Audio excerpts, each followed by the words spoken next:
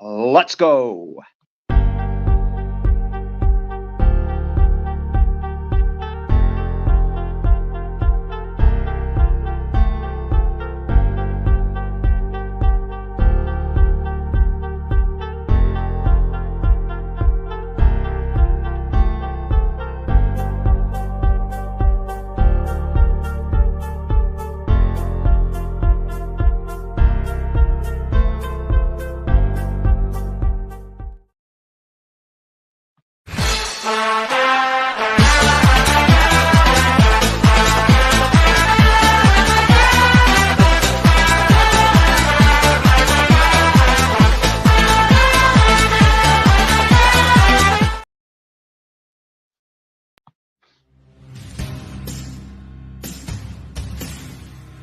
Purdy out of the shotgun, drops a couple of steps, going to take a deep shot to Brandon Ayuk. It's deflected and caught.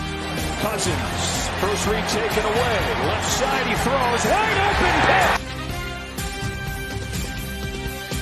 From being able to make a play on that football. That's where Sutter was so good last year. The red zone. Nix evades the run. Nix the fake. Another fake, and he spins into the end zone. They're going to get a free play. Rodgers is the master at it, and a touchdown by Lazard. Jones on the fake. Pressure coming, and he's sacked by Parsons. God, corner. Open man Hudson. The throw caught. Hudson lost the ball. Looked like a touchdown. Instead, it's a turnover. On the pocket.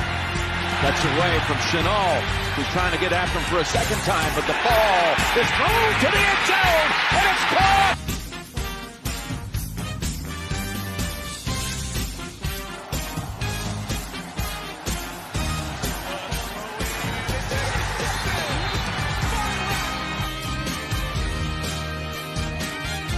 On it to McCaffrey, right up the middle, and a stiff arm, McCaffrey for 6.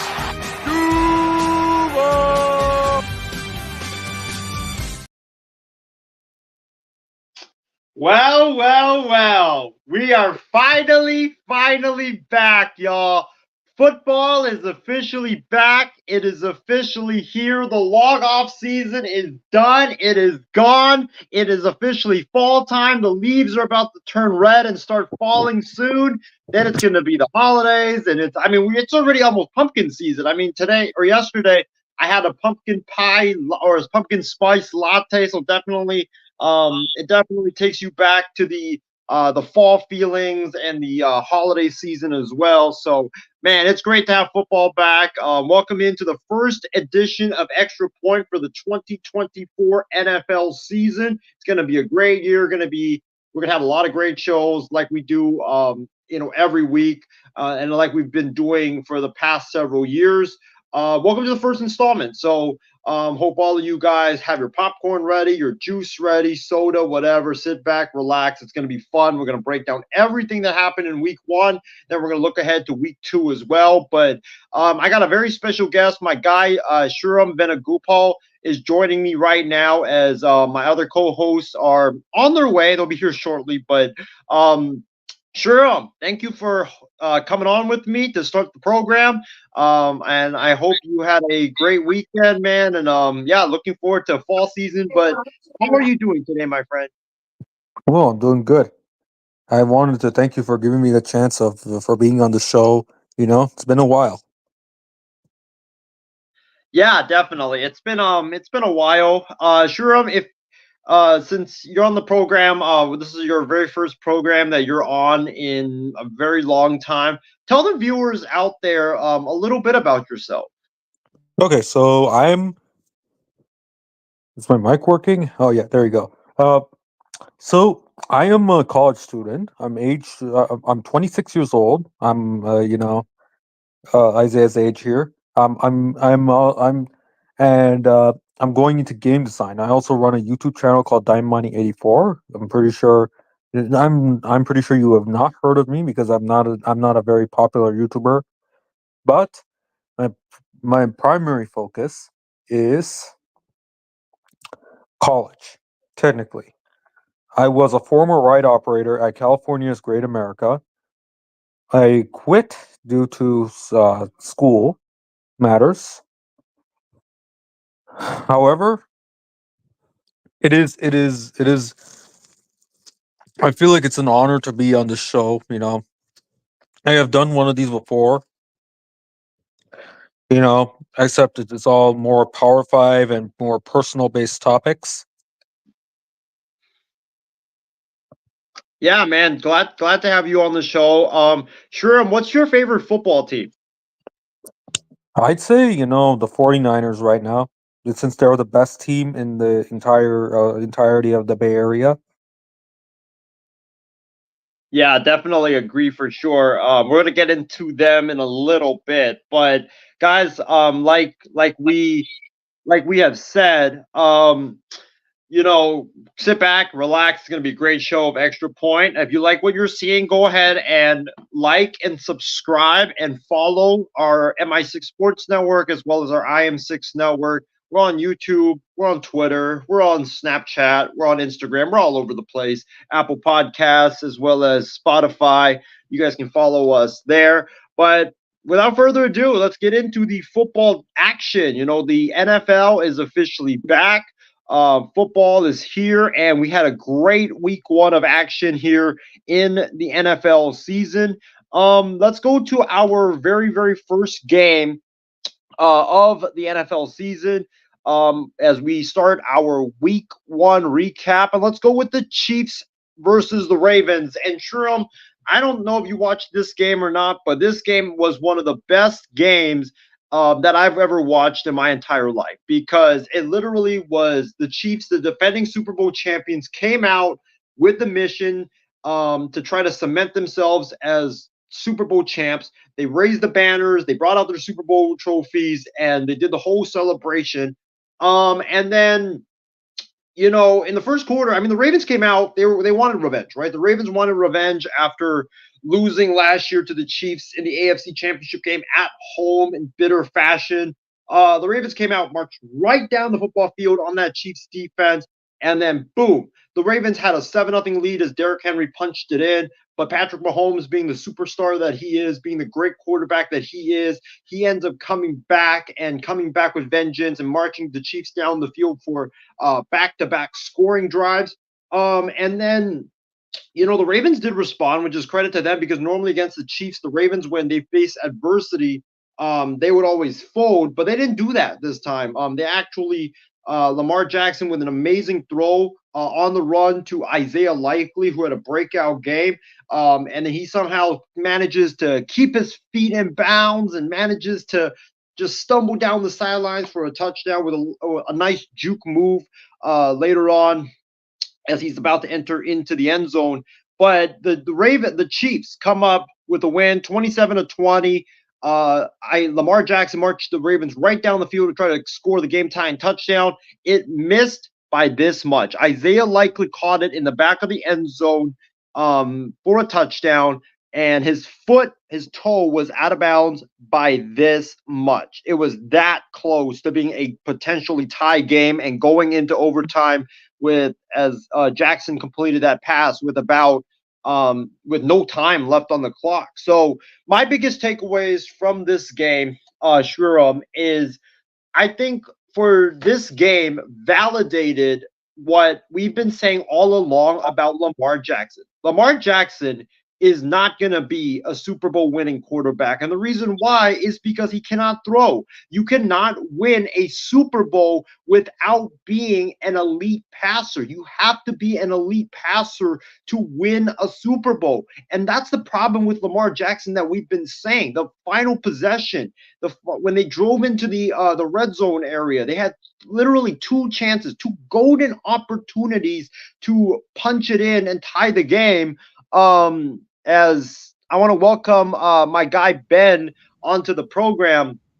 But yeah, I mean, the Ravens and Chiefs game, what a hell of a way to start the first game of the season. Isaiah Likely's toe coming just this close to tying the game for the Baltimore Ravens. But I mean, this game really, or the ending really validated what we've been saying with Lamar, where he's not a great quarterback. He's never going to win a Super Bowl because he can't throw. And that pass to Zay Flowers, where he had Zay Flowers wide open in the end zone, and he just for some reason throws it to the left when Zay Flowers is to the right. Like that was right there the game. And then yeah, the likely one, that was an incredible catch, an incredible effort, but sadly he wasn't able to keep his feet in bounds. But I think that really the criticism about Lamar Jackson is valid, and I think that he definitely needs to improve on passing if he wants to get to that Super Bowl winning level. But I mean, the Chiefs defense, I was not really impressed with them. I mean, Lamar and the Ravens offense was eating right through them all night long. Patrick Mahomes was terrific in this game. Xavier Worthy. I mean, how on earth did the Buffalo Bills, who needed a wide receiver, and I think we made that point on our draft show, how on earth did the Buffalo Bills trade him to the Kansas City Chiefs, or trade that pick to the Kansas City Chiefs when they desperately needed a receiver? Like, it makes no sense. And now you gave Kansas City like the second coming of Hill and another great offensive weapon. It's like, what's going on there in Buffalo? But yeah, Xavier Worthy was terrific. He had 2 touchdowns in this game. Pacheco was great, but I mean, this was just a great game all around to kick off the season. But I think this game more so validated the fact that we've been saying for years that Lamar Jackson is not going to be a Super Bowl winning quarterback because he just cannot be an elite passer. And for you to win a Super Bowl, you have to be an elite passer for your team to end up getting over the hump. So that was my big takeaways from this game. But as we welcome my guy Ben Cruz into the Extra Point for another season of the Extra Point, Ben, welcome back onto the Extra Point. I know you've been out for a little bit recently due to working the U.S. Open. By the way, what a great tennis open. Both the men's and the women's finals ended up being really, really terrific. But hope you had a blast working the U.S. Open. But how are you doing, my friend? And welcome back to Extra Point for what should be another fabulous season of football.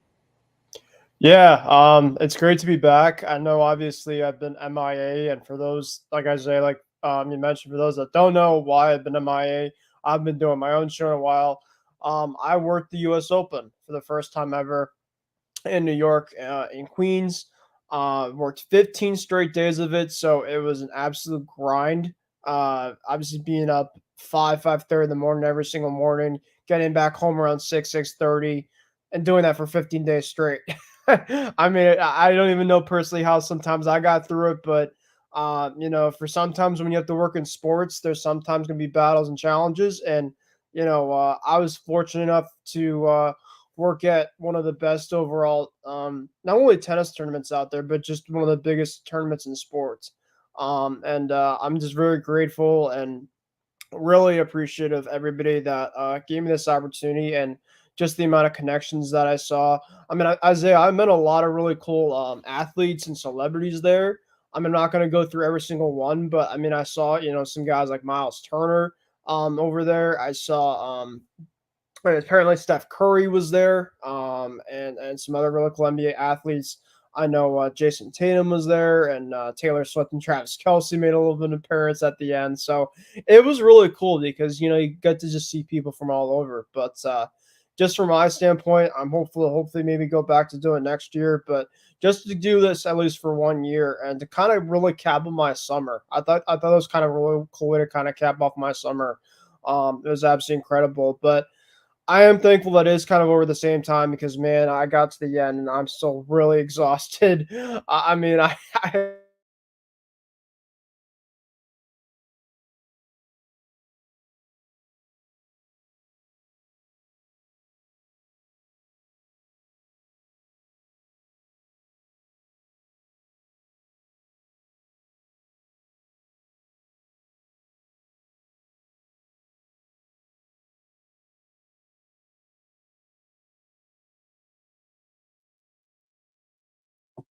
Ben, do we have you back? yeah, I'm here. Or it might have been me. Sorry, my Wi-Fi has just been bad recently. But yeah, man, I'm glad you had fun at the US Open. I feel you because I mean, I don't know if people know this, but for my job, I have to get up every morning literally at 2:30 in the morning because I start work at 4. So that is exhausting. Like when you go to your day off, you're just like, man, I just want to sleep that whole first day off that you have. And it's just, yeah, to be there for 15 straight days, to having to wake up at 5 in the morning every morning, 15 straight days, man, like without a day off in between. I mean, that is insane for sure. That is crazy. Definitely. Yeah, especially the commuting time. It's like 4 hours of commuting, 2 hours up, 2 hours back. But I'm thankful it made it work.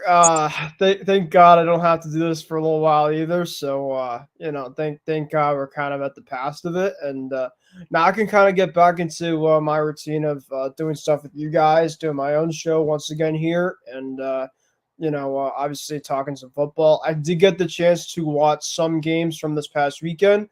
And I know that you were kind of talking about the Chiefs and Ravens game, which I did not see the ending of. Of course, I went to bed early with it being a work day for me the day after. But a lot of people on Twitter and, social media are saying that there's a crazy ending. So I obviously just kind of wanted to be surprised in terms of what happened. And when I was watching the highlights, I found out what happened. And man, that was just absolutely crazy in terms of how it finished. Isaiah Likely was a toe away from tying that game and forcing it to overtime. Absolutely pretty much shows that they're right there. But I would not be surprised if these two teams play again. I know it's obviously only one game, but these two teams just play each other in the AFC title game. And I would not be surprised if it happens again. I mean, Kansas City Chiefs, Isaiah, I mean, people want to criticize them left and right, but this team is dynamic. The way that they kind of showed in that first game, I know a lot of people hate them, but I'm also a realist at the same time. I mean, Xavier Worthy brought a ton of mismatches specifically on that field.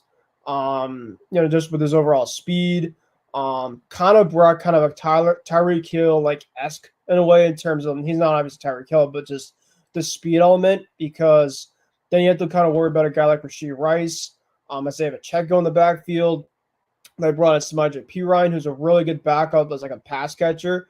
And the crazy thing is they didn't even have to use Travis Kelce much, which most of the times than not, he's Patrick Mahomes' number one target. So I just thought overall it was a really good overall game from that Chiefs offense.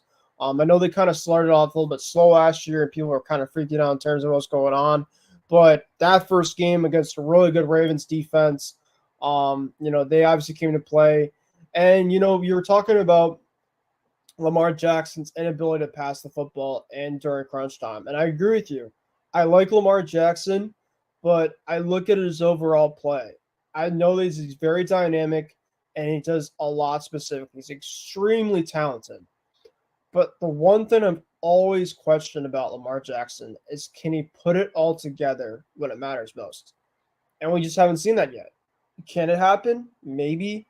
But, I mean, yeah, he's in that top 5 probably of quarterbacks when we kind of look at it. But when you want to make that next step is in terms of, can you win the next big game? We already know a guy like Patrick Mahomes can do it.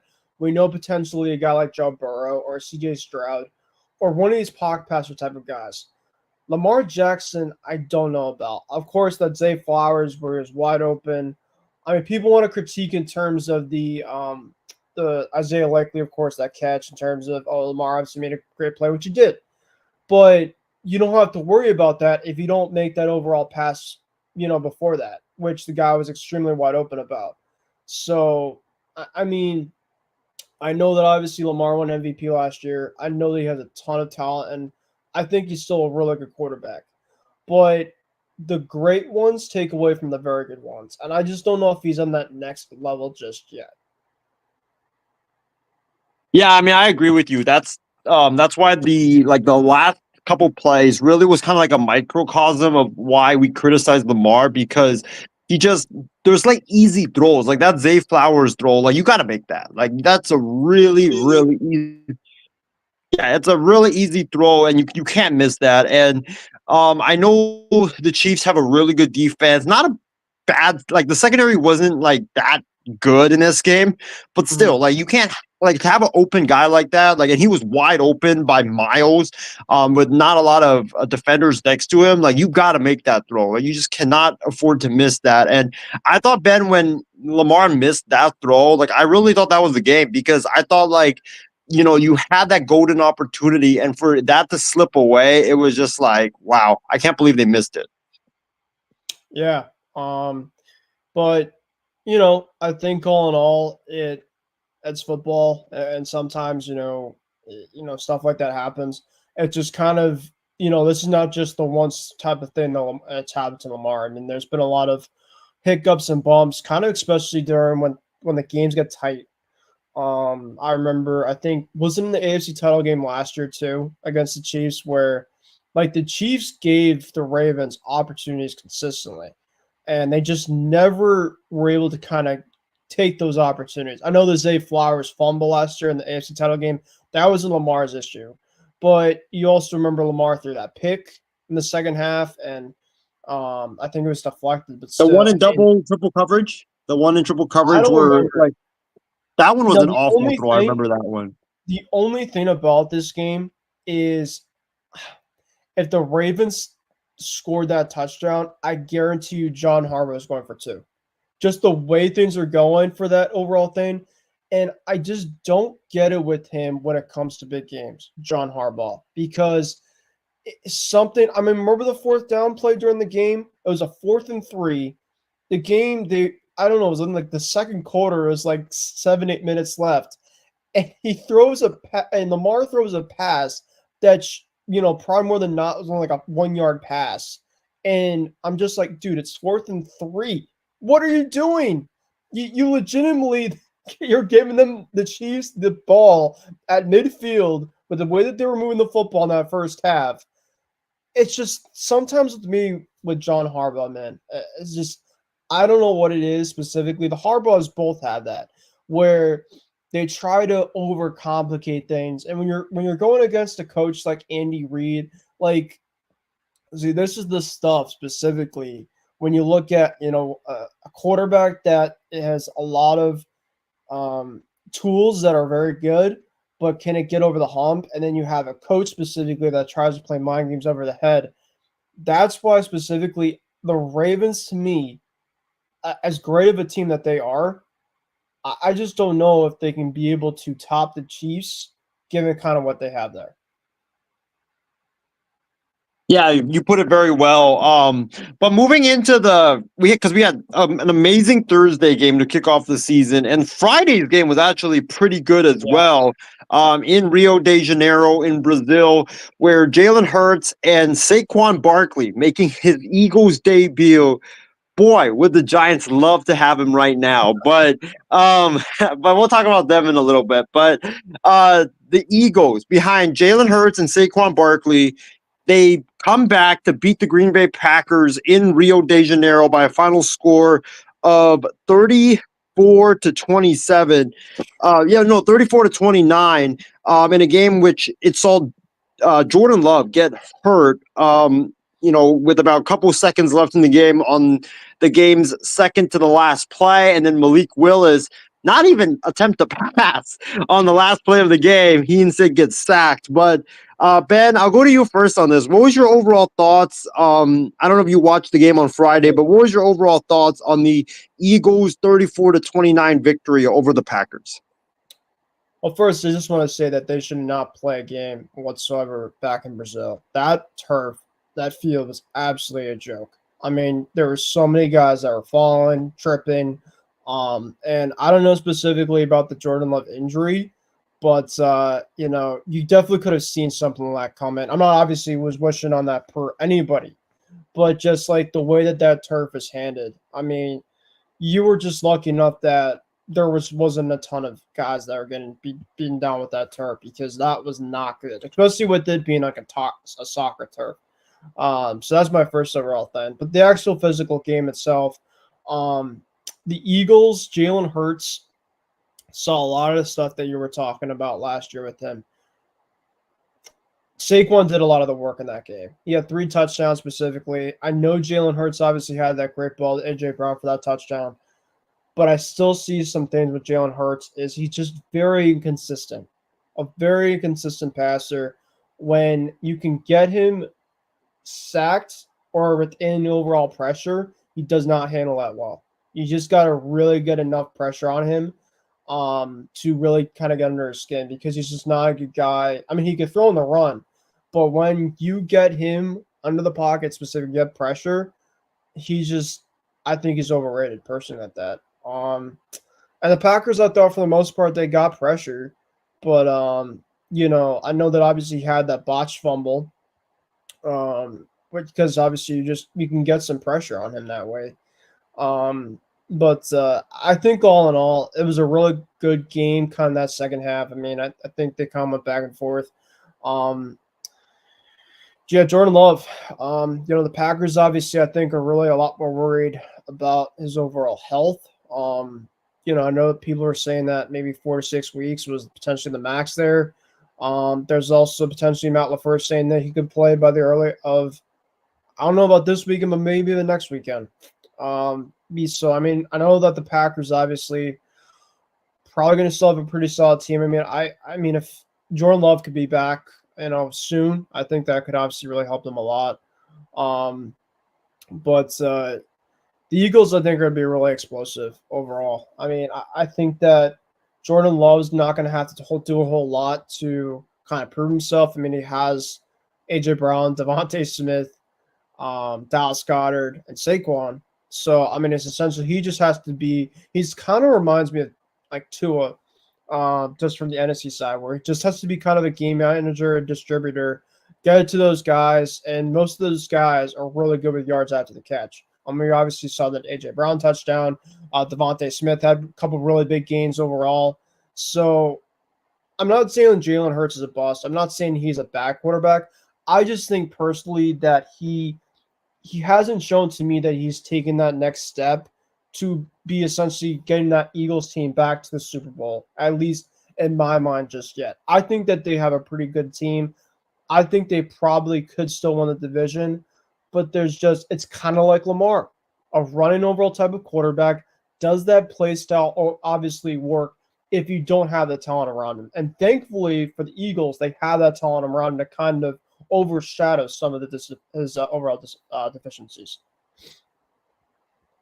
Yeah, I think you make a lot of really good points in this game. But I think first of all, you're right. The NFL should never play a game in Brazil again because that field was just atrocious. I mean, there were so many players slipping left and right. It's a miracle that we didn't have like more players get seriously hurt than we did.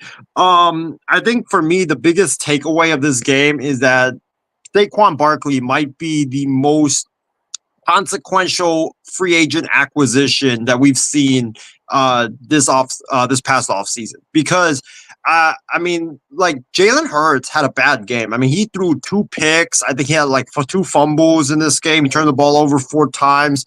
And the Packers offense were taking advantage of it. But I mean, Saquon like lessened the pressure off of Jalen Hurts. Like Saquon did, like with him running the football, he took a lot of the pressure off of Jalen Hurts, and I could see him being like a Christian McCaffrey for Brock Purdy. Where I mean, I think Brock Purdy's good, but I don't know if he's like a Peyton Manning Hall of Fame level quarterback right now. But when you have that Hall of Fame running back, he doesn't have to be that Hall of Fame quarterback. So he might be the guy. Saquon's going to be the guy that takes that pressure off, like CMC does for Brock Purdy, both in the running game and also in the passing game as well. Because now you can have Jalen Hurts just throw screen passes to Saquon, and then Saquon can go out and just bust it for like 30 to 40 yards. So what an acquisition that was for Howie Roseman. Very impressed by Saquon in his first game there for Philly. I think the other takeaways for the Eagles was that Ben, the loss of Jason Kelce might be bigger than we all thought because there were a lot of problems between Cam Jurgens, the new center of the Eagles, and Jalen Hurts. Like there were so many communication issues. There were so many botched snaps in this game and I think they can clean it up. But Jurgens is not as like powerful as Jason Kelsey. Like when Jason Kelsey was there, like there was no like there was like the tush push was 100% guaranteed to work. And then, like, there were no snap issues, and they gave Jalen Hurts a lot of time to throw the football. But with this new offensive line, like, Jalen Hurts doesn't have nearly as much time as he used to have. The tush push is not effective anymore. Like you saw, in the final possession where the Eagles are trying to ice it, and then Jalen Hurts fumbles the snap. Saquon luckily dives on it, because if he doesn't dive on it, a Packers guy recovers it. Then the Packers don't even have to take a timeout. They can just get the ball back with like a minute something left and definitely get down the field for a field goal to win the game. So that's something to watch out for. The issues at center for the Eagles, because that loss of Kelsey, it looks like it's a massive loss right now. And then for the Packers side, I'm glad, Ben, that Jordan Love's injury wasn't as severe as I thought it would be, because when I saw it, I don't know about you, but when I saw the injury, I thought Jordan Love tore his ACL, because you could just see that the knee was bent in directions that it wasn't supposed to be bent. And so, and also, I don't know if you saw this, but there was a zoomed in video onto the knee and you could see a pop. And so when I saw that, I was like, oh crap, he popped his ACL. And thankfully it wasn't as bad. If I'm the Packers, the thing with the Packers is they're in that tricky spot, because they're in a very tight division, a very tough division, where all these games matter a lot. So with Malik Willis, it's like I don't trust him to be that like quarterback that can hold it down for you. Well, you know what? I was thinking there's a guy still out there in the market that I think you know where I'm coming from. It's Mr. Ryan Tannehill. He's out there. I think he could be a decent game manager for them. I'm obviously not saying he's the end all type of be all, but he gives me like a Jacoby Brissett vibe, where he could come in, he could manage a game. I don't know if he could be able to kind of learn the offense on the fly, but Ryan Tannehill specifically, listen, he's not a garbage quarterback. He's not a great one. He's just kind of there. And I think in terms of the Packers, he can come in, he can kind of like give him a little bit of service time just before Jordan Love comes out there and, does his thing. And I think Ryan Tannehill could obviously understand his job too, because, he's a veteran out there, and he definitely could give them a much better overall chance to win games than a guy like Malik Willis. Yeah, I mean, I don't even know how Malik Willis is a backup. I mean, from what I saw and what I've seen in preseason, the guy looks like a third-string quarterback. I mean, he reminds me of Josh Johnson, where he's a really good athlete. He's a great runner, but there's no way I trust him to pass the football. I don't know if you saw with the one pass he actually attempted, it was just awful. It was just awful. And the last play where everybody's making fun of him because he, didn't even get a pass off. He took the sack, whatever. But I think for the Packers, I think signing Ryan Tannehill makes a lot of sense, because I don't think you can go into the next, because I think Jordan Love is supposed to be out the next 3 to 6 weeks. So if he, let's say, misses a month, right? The Packers season might be down the tubes, because with that division, we know how important it is, one game or 2 games is for the Packers. So they got to sign a viable backup quarterback. I just don't think you can trust. And I know Matt LaFleur said, oh, Malik Willis is going to be the starter, but I just don't think you can trust him to have you go you need to at least go 2-2 in Jordan Love's absence. What about a guy, and call me crazy for this, but Joe Flacco. See if Joe Flacco, you can give him a call, right? He can kind of give you the Browns vibe, where he kind of came in and kind of gave him a little bit of a spark. They got pieces around in terms of that Packers offense. I mean, he's not really playing right now with Indianapolis because AR is playing. So, I mean, I think you'd obviously give him a better chance. I mean, obviously Malik Willis is kind of a low bar, obviously, for a lot of these quarterbacks. But, you have a couple options out there. I mean, Tyler Huntley, I don't know if he's possibly out there, but, he can maybe give him a little spark. This is only a type of, a short-term type of thing. But if Malik Willis is starting the game for the Packers, I just worry specifically that they just can't afford to have a slow start to their year. because they're just playing in a really tough overall division. I think Caleb Williams is obviously going to get going fairly soon. He's going to start to figure things out. And, of course, the Lions, to me, I had the Packers win the division at first, but, the Lions are probably the next other team if it's going to happen. So the Packers have to really kind of prepare for, a plan B option, specifically a quarterback, if they want to keep on continuing what they want to do. Well, and the Packers' schedule is no joke too, because you got the Colts in Green Bay this upcoming week. Then you've got the Titans in Tennessee, who played the Bears tough, and then they have the Vikings, and then they have the Rams afterwards. So, I mean, if you have Malik Willis in these 4 games, which is I think the minimum that Jordan Love is going to miss, the max probably being up to that Texans and Jaguars game. Ooh, that's tough. Since I don't trust Malik Willis, Ben, to go 2-2 in these 4 games if he ends up starting. Because these teams are tough, and you gotta pass the football and have a great passing or a good passing game to be able to beat some of these teams like the Colts, the Vikings, and even the Rams as well. Like, you can't just be running, and these teams are just going to stack the box. So definitely agree that if I'm the Packers, you've got to give one of these viable backups a call, because if you don't, your season might be over just like that. And, for Jordan Love, I mean, there were some stuff that I did see in that game that I was kind of concerned about. Like, I don't know why Jordan Love, I don't know if you saw this, Ben, where he likes to throw off his back foot a lot like Aaron Rodgers does. Like, that's why he throws a lot of picks. And that's why you saw some of the picks that he threw in the game, because he was throwing off his back foot. He was trying to be Superman and just run around and make those incredible acrobatic throws. Like, I was just screaming at my TV, just you don't have to do that. Like, just be a decent pocket passer. And, every time you throw off your back foot, that's literally like an interception waiting to happen.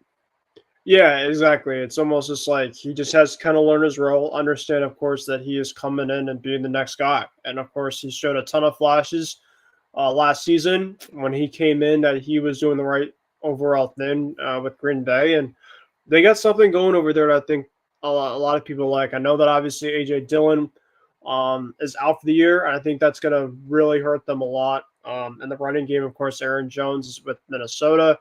So I do kind of worry about the lack of their running attack, but they got a lot of young overall offensive weapons with Rashad Dobbs, I think his name, Rasul Dobbs. I forgot that guy's name specifically.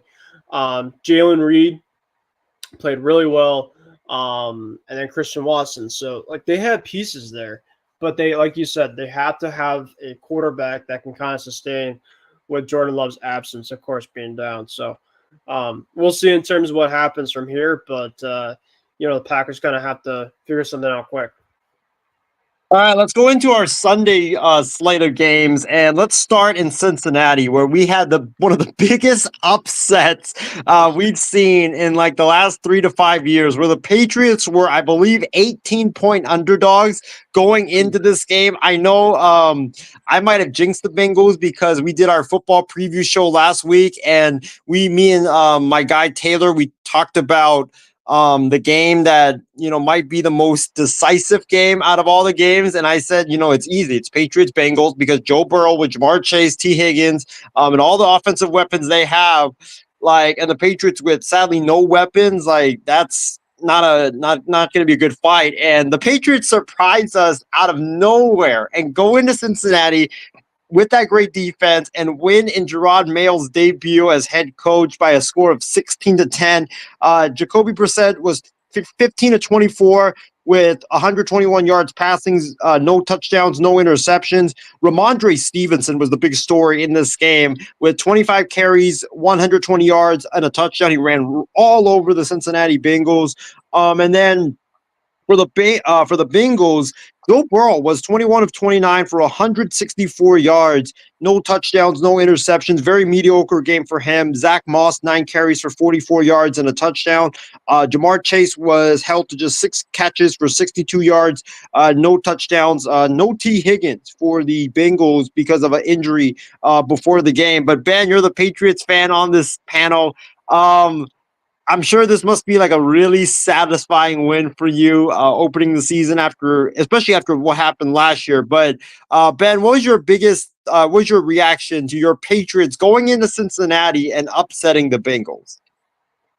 Man, it was actually my last day of the U.S. Open, and I was fortunate enough to watch some of it at the end of my shift, and just the smile I had on my face when they pulled that game out was just absolutely incredible. Because I think it was more of us like it's pretty impressive to kind of go in and just put up a fight, and I think with this overall team they're going to put up a fight. It's a really young team, it's a really young group, but when they had that little shower for Gerard Mayo, the players and stuff, I think they heard a lot of noise this offseason. And in terms of they're not going to do much. It's a really young team, and I think this is kind of a group that might want to play with the chip on their shoulder because going to Cincinnati against a very, very good overall offense. I know that obviously T. Higgins was out, but I thought, Jacoby Brissett, he's a game manager and he kind of went in and kind of did his thing. I was really surprised in terms of how the offense was able to move the ball a little bit more than it has been. Austin Hooper was able to get a little bit of action. Jalen Polk, Ramondre Stevenson, obviously. If Ramondre Stevenson could be turning back the clock and becoming the Ramondre of, pre-first half, I mean, this could be a really fun overall offense if, they could really kind of sustain what they did from that first week. I know they only scored 16 points, but they were able to move the football a good chunk of the 16 points that they had. Defensively, though, they were fantastic. And I knew for a fact that this defense is going to show up. I mean, Christian Gonzalez, we missed you so much from that first half. He continued to keep on showing out. I know that obviously there's a ton of questions in the offseason that he wasn't performing great. To his standards, of course, he was doing fine, but kind of what we were asking to pay him for. And he goes and shuts down Jamar Chase most of the time. I mean, the 6 catches that he had, there was only maybe 1 or 2 that had was plus 20 yards. So, I mean, he was absolutely incredible. And then you got guys like Keon White and kind of that front of the defensive line.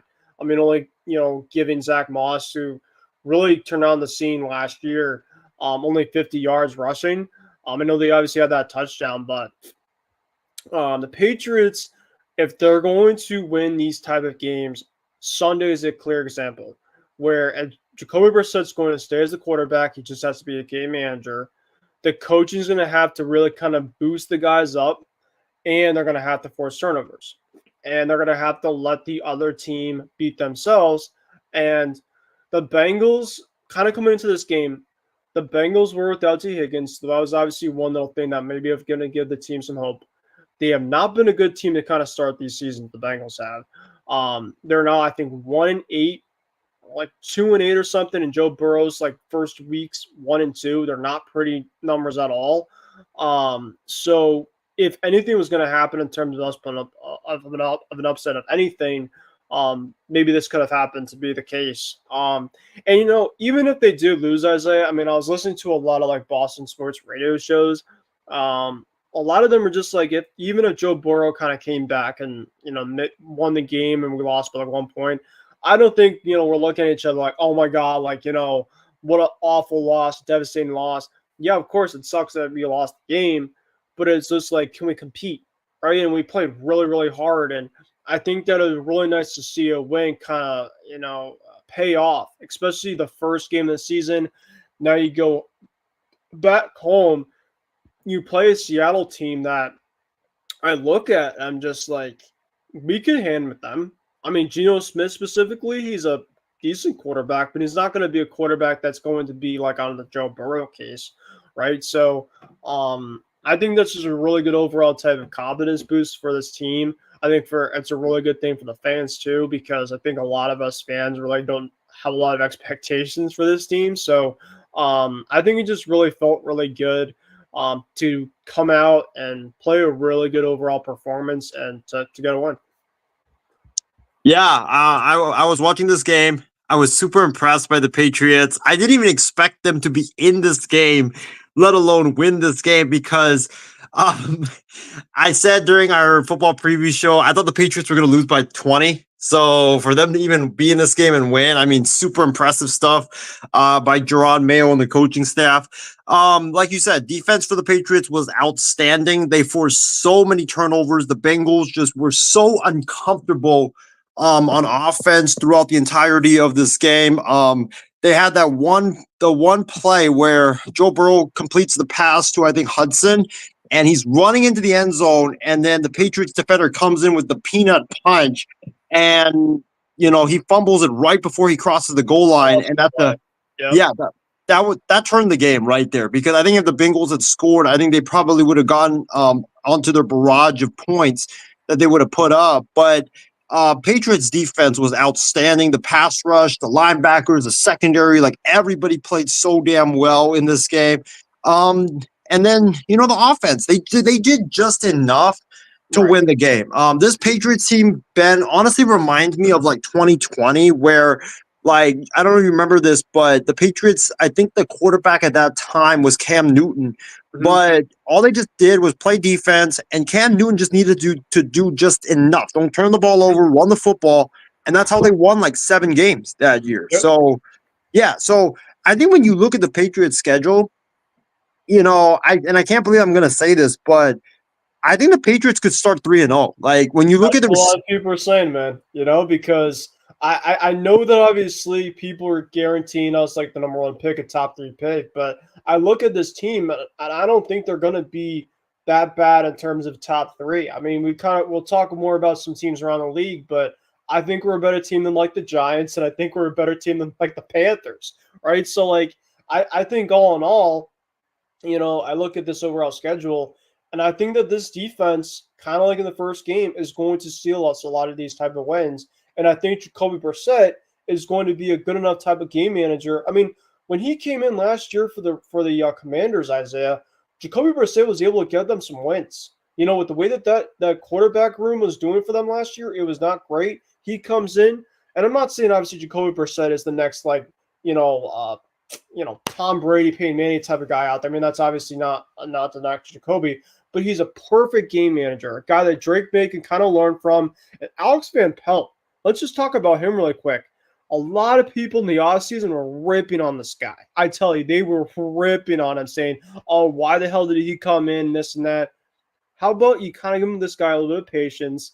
Brissett knows the system. You can kind of give Van Pelt a little bit of his P's and Q's from how he knows the system with the Patriots, and then kind of go from there. For a fact that you're going to be a run first heavy type of team like you have in the past, and get that out of play action. If Mondre could keep on running the football and do it to the best of ability, Isaiah, this team is going to be fun to watch, because then you could be able to lean on that play action and hopefully get some guys around that can separate.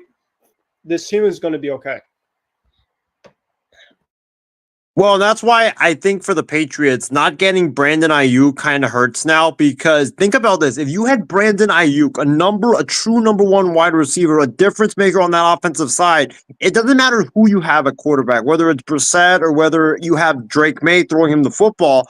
Like with that great defense, all you just need is just like, I would say like 20 points, 21 points, and you're right there in position to win games. And if you had him, then I think the Patriots could have been like a real threat to get one of the wild cards, because I'm just not impressed right now with like a lot of these teams in the AFC. Like the Jaguars just blew a 17-3 lead to the Dolphins. The Dolphins started off really slow.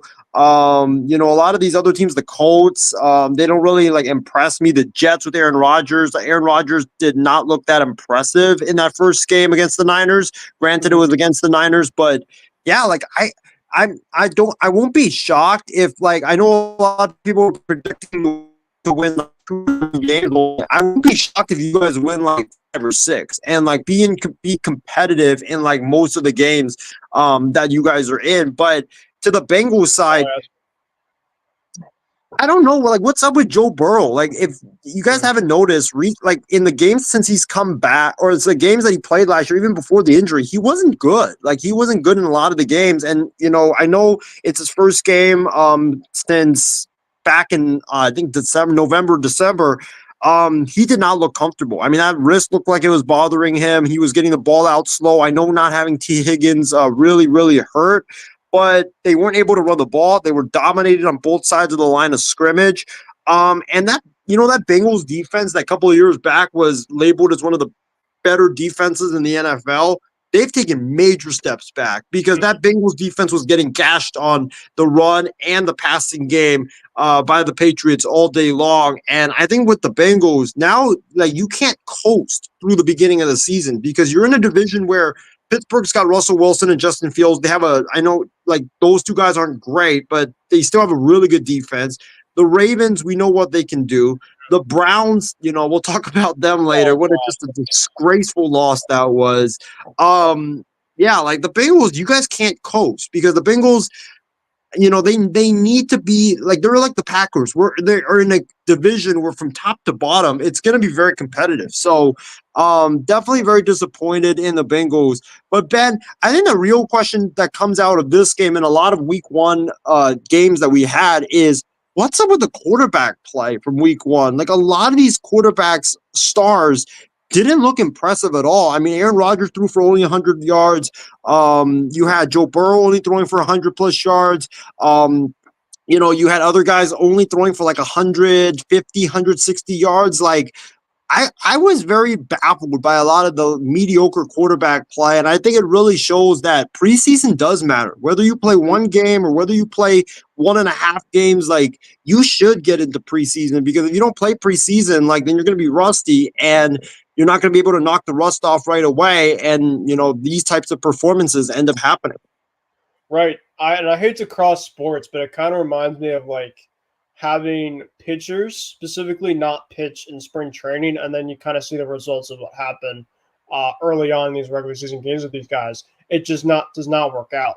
And I'm not saying for these starters to obviously play the whole entire preseason game, but you need to at least maybe go a potential half or maybe even the third quarter, and you need to have your starters kind of around them and kind of use as like a dress rehearsal of like, okay, this is the playbook that we're going to have, and we're essentially going to have some type of plays from that we could potentially use, that when it comes to Week 1 that we are going to just unlock the plays and go for it. Because I agree with you. There's a ton of a guy like Tom Brady said, the parity in this league has been such of like up and down of quarterback play. And we kind of saw an example of that in the first week.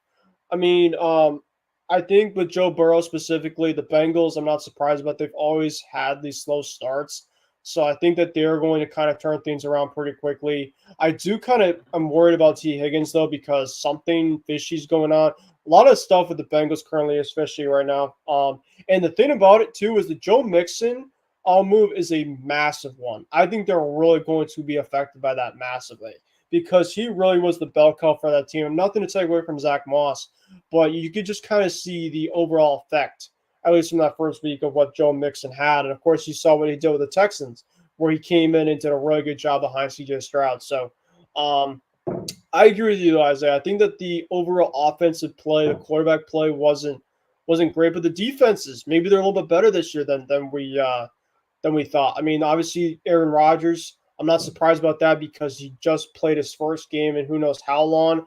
I think all in all, he actually made some pretty good plays. I mean, of course, the touchdown pass he had to Lazard was a really nice ball. That's kind of the vintage Rodgers we know and love. And then, I mean, the quarterback that I think was my favorite to watch this week was Baker Mayfield from Tampa Bay. I think a lot of people should start to – I know, obviously, Isaiah, remember the Sports Weekly thing you said about Baker Mayfield with the Patrick Mahomes thing? Like, I know that you're probably, like, joking. You're kind of like, oh, that, eating me in the ass. But Baker Mayfield, ever since he's came to Tampa Bay, like, he's found his home. Like, Baker Mayfield is turning back the clock, and I couldn't be any more happier for him. I think personally right now that Tampa Bay Buccaneers team, the way that Baker Mayfield – because Baker Mayfield played really well in the playoffs too. With that Bucs team. I mean, he was right there. And I think, you have the pass catchers with Chris Godwin and Mike Evans. Rashad White's a pretty guy in the backfield. I would not sleep on that Tampa Bay team whatsoever. I think that offense is really underrated. And I think, too, like another guy that I think did okay, but he had some spurts was Josh Allen. I think Josh Allen had a really slow start to that first half, but then he kind of went back to his pre-Stephon Diggs days where he didn't have Stephon Diggs and he had to kind of go Superman. The only thing I worry about Josh Allen is can he distribute the ball and not get hurt? Because when he had Stephon Diggs as kind of security blanket, you didn't have to worry about that. But then, the Bills specifically have guys that is a consistent they can get open and make plays. Cleo Shakir, I don't know. Curtis Samuel, yeah, he's decent. Valdez Scantling, he's a deep ball guy, but outside of that, he's really not much. And then Keon Coleman, he's a rookie. So it's like the Bills, I think, have a lot of interesting things to kind of look at. And then, we'll talk about, of course, the Bills-Dolphins game tomorrow, which I think is going to be absolutely fantastic game to kick off week 2. But I agree with you. I think the quarterback play from week 1 was very up and down. I would say my quarterback of week 1 was Baker Mayfield in terms of the way he played. And we'll kind of get more into the week 1 games. The quarterback play, the worst quarterback of the week, I mean, you could go on many guys, but Deshaun Watson was mine. Goodness gracious. The guy got paid, I don't know how much money, and I mean, the guy specifically has been a bust on and off the field. Because I know with Daniel Jones and Bryce Young, I mean, they're obviously just kind of who they are, I think, unfortunately. But Deshaun Watson with that Browns offense around him, I mean, the Browns specifically might as well call the season if that's the type of performance that you're going to have. I mean, goodness gracious, that was despicable. Well, let's go into our next game, speaking of folding the season, because this team might as well fold their season after the absolute disgraceful performance they had in week 1, and that is the New York Giants. What an embarrassment. I mean, we knew the New York Giants were going to be bad. We didn't know they were going to be this bad. And then I think this meme really exemplifies the entirety of New York sports. I mean, right here, like this meme right here, crying Mr. Met really exemplifies all of New York sports. Because when you think about the Jets, when you think about the Mets, when you think about the Giants, like they literally are all so much drama, so much toxicity that goes on, and they all just suck. So it's just such bad times. I feel so bad. I know you live in the East Coast, so you probably know a lot of fans that are both Mets, or not Mets, but both Giants fans and also Mets the way fans. It kind of goes specifically in New York in terms of fandom. Either most of the time than not, you're going to be Mets and Jets, or you're going to be Giants and Yankees. But then sometimes you got a combo of some different things. Some people that I know are Yankees, Jets. Some people I know are Giants and Mets.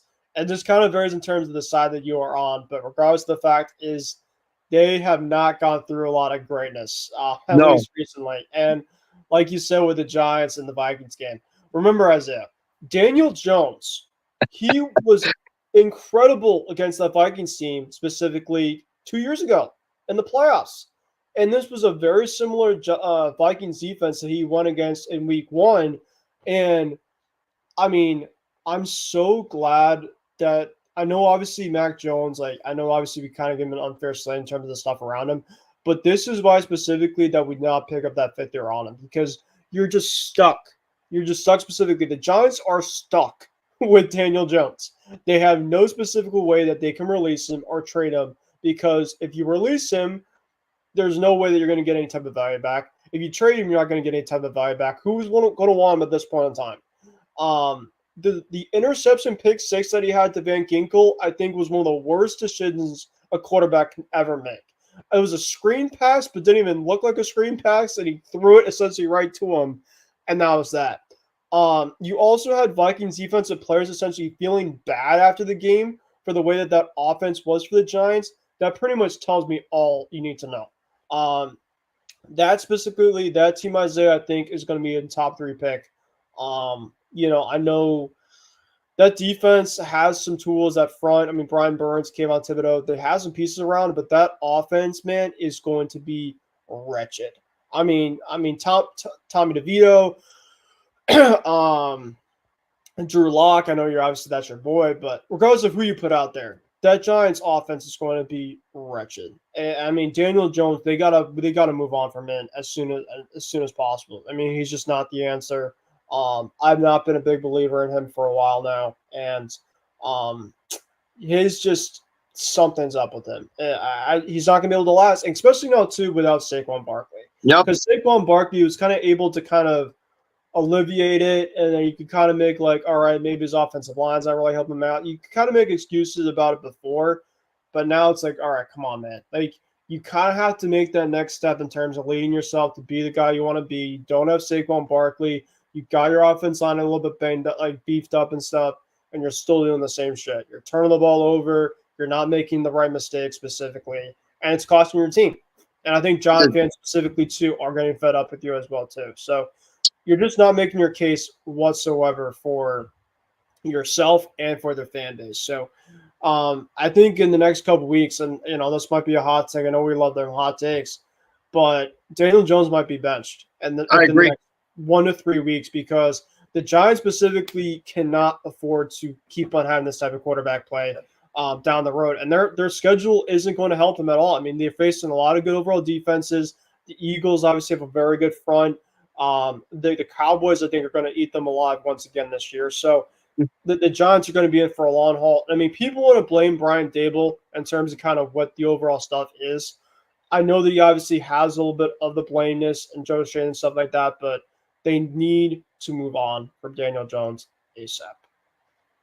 I can't agree more from what you said, Ben. I think that my biggest takeaways from that game is I think Daniel Jones, I made a prediction on our football preview show last week saying that the New York Giants were going to bench Daniel Jones mid-season and Drew Lock would come in and lead the Giants to the playoffs. I don't know about playoffs for the Giants. We'll see. But I think that prediction now looks like a really genius prediction. And I think it's probably got expedited from that game. I think Drew Lock's going to be starting by the start of October. Like, I don't think Daniel Jones lasts past September. Like, I just don't think so, because you play Washington this upcoming week. Then you play, I think they have a couple more tough games ahead of them. Like, Daniel Jones, if he's playing like this against Minnesota, and you're talking about how this Vikings defense was kind of the same, I can argue it got worse because they have a lot of. Really quickly, the Giants have the Commanders, have the Browns, and they have the Cowboys. So, and you got, those are two really good front defenses. Yes. So those are two defenses that can cause turnovers. I agree with you, Isaiah. The Giants specifically could go downhill very quick.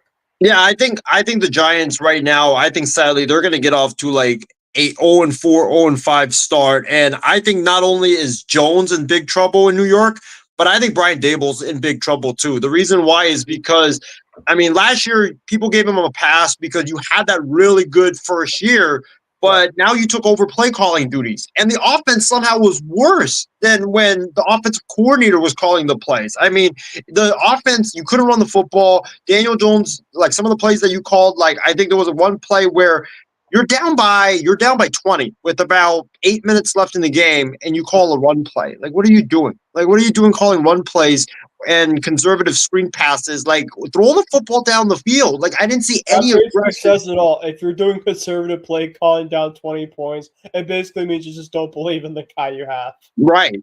Yeah, and I think that sadly, I think Daboll probably will take the brunt of this whole thing, because we all know coaches end up getting scapegoated. And there's a guy who's very popular in New York who, and I think, Ben, you know where I'm going with this, that coached for the Giants for so many years, won Super Bowls with the Giants. He's out there. You Tom not Coughlin? think of what's that? Is it Tom Coughlin? Nope, Bill Belichick. Oh, Bill. Bill Belichick has reportedly wanted the Giants job for like the last 7 years. And the Maras, I mean, when you look at this operation right now, and I don't know if Bill would want to go to New York, we'll see, but you see Bill's available. And if Brian Daboll and Daniel Jones ends up putting like not just one bad performance, but like let's say they start out 0-6, and let's say they have a really bad season where they go like 3-14. Like, you got to pull the plug at some point in that regime. And yeah, I don't know where the Giants go. They just don't have enough playmakers. The defense was supposed to be good. They made Sam Darnold look like freaking prime Brett Favre out there. The guy at one point, Ben, I was watching this game. He was 11 for 11. I know. At one point. I couldn't believe it. This is Sam Darnold, not freaking like Especially in a place that apparently he's been seeing ghosts at. So that pretty much will say it all. Yes. A guy that's been seeing ghosts at his own stadium that he's been with the Jets is carving your defense up. Your so-called great dominant defense. So. Oh, yeah. The Giants are in a lot of trouble, and for the Vikings, I mean, Sam Darnold was impressive. The running game with Aaron Jones, it was impressive. It looks like Sam Darnold has changed that defense. I mean, I'm not really gonna take much of this because you're playing the freaking Giants. We'll see what happens when you play another like a solid team coming up. But I liked what I saw from Sam Darnold. I hope he keeps this up because I've been a big fan of Sam Darnold's, and I do like quarterbacks getting second chances. So hopefully he does keep this up. And what a great game. Called by Kevin O'Connell in this game. But going into our next game for Sunday, Kirk Cousins making his Falcons debut. Not the best performance, but the Steelers with Justin Fields, they pull it off against the former the Falcons offensive coordinator, Arthur Smith, who's now the offensive coordinator or the head coach of the Falcons. He's now the offensive coordinator of the Steelers. The Steelers pull out 18-10. Ben, I think my biggest thoughts on this was I think Kirk Cousins definitely should have played some of preseason. I understand why the Falcons were holding him out because you don't want him to re-injure the Achilles and all of that stuff. But Kirk Cousins looked very rusty, especially in that first half. And then I think, I know a lot of people were very hyped on the Falcons, including myself. But the biggest takeaway with the Falcons is they can't block. And that's not good because if you have that offensive line, especially with the defensive lines in the NFC, like the Lions, the Niners, the Cowboys, like if you can't block, you're in big trouble. And Kirk Cousins, I think, has the same problem as Aaron Rodgers, where his team, they just can't block. And so you're coming off a really severe injury and your team can't block. I think the defense played really well. The offense, Cousins kind of got it going late, but I worry about the offensive line of Atlanta. And if they can't block, it's definitely going to be a long year for the Falcons. And with the Steelers, I mean, I think Justin Fields was better than a lot of people give him credit for. He was 17-23 for 156 yards against an Atlanta defense that's not that bad. So I thought he played pretty well. Najee Harris ran the ball pretty well. How about their kicker? Kicking, I believe it was 6 field goals in this game. That's all they scored. It was field goal. Yeah, very, very impressive stuff. But this was a very defensive heavy battle. But I think in the end, good win by the Steelers for the Falcons. They got to fix that offensive line because if you can't give Kirk Cousins time to throw the football, then you're in big trouble there in the ATL. But Ben, what was your thoughts on the Steelers' 18-10 victory over the Falcons? Yeah, I think that the Steelers, they're going to have to kind of win games like this because the Justin Fields and Russell Wilson are two quarterbacks specifically that I think could be able to kind of manage games. I don't know if they're going to be kind of game changers they once were, but they can kind of give you kind of what they did against the Falcons, in which, they're not going to turn the ball over like crazy. They've had the experience enough where they're going to be able to move the football. It's just a matter specifically of can the defense with TJ Watt and other guys on that front be able to wreck a game and to make plays. And I thought that they were able to do in this one where, like you mentioned, the Atlanta offensive line, if they can't block, they're not going to be able to go deep specifically within their division because they're going to be playing a lot of really good overall defensive fronts. I know that obviously Atlanta added some pieces. They obviously have Drake London, they have Kyle Pitts, Bijan Robinson, but it doesn't matter if you can't block. That's obviously the biggest in the offense. You need to have the offensive line to be the massive cornerstone on that team. So I thought that the Steelers had a really good, impressive win, even though they only had the field goals. But as I say, a win's a win, and I know that a lot of times in the first week are going to be rusty as is. So I know that obviously I think both teams are going to come out and kind of learn from them some things because I know that the Falcons are going to score more than what they did, and I know that the Steelers are going to be able to get some points outside of field goals next week as well. Yeah, definitely. Going into the Knicks game, I don't even know if we should talk about this, but this was the blowout of the weekend. You talk about the Giants being bad. I mean, how about the Panthers losing Oh no, 47-10 to not the Chiefs, but the New Orleans Saints, who were very mediocre on offense last year.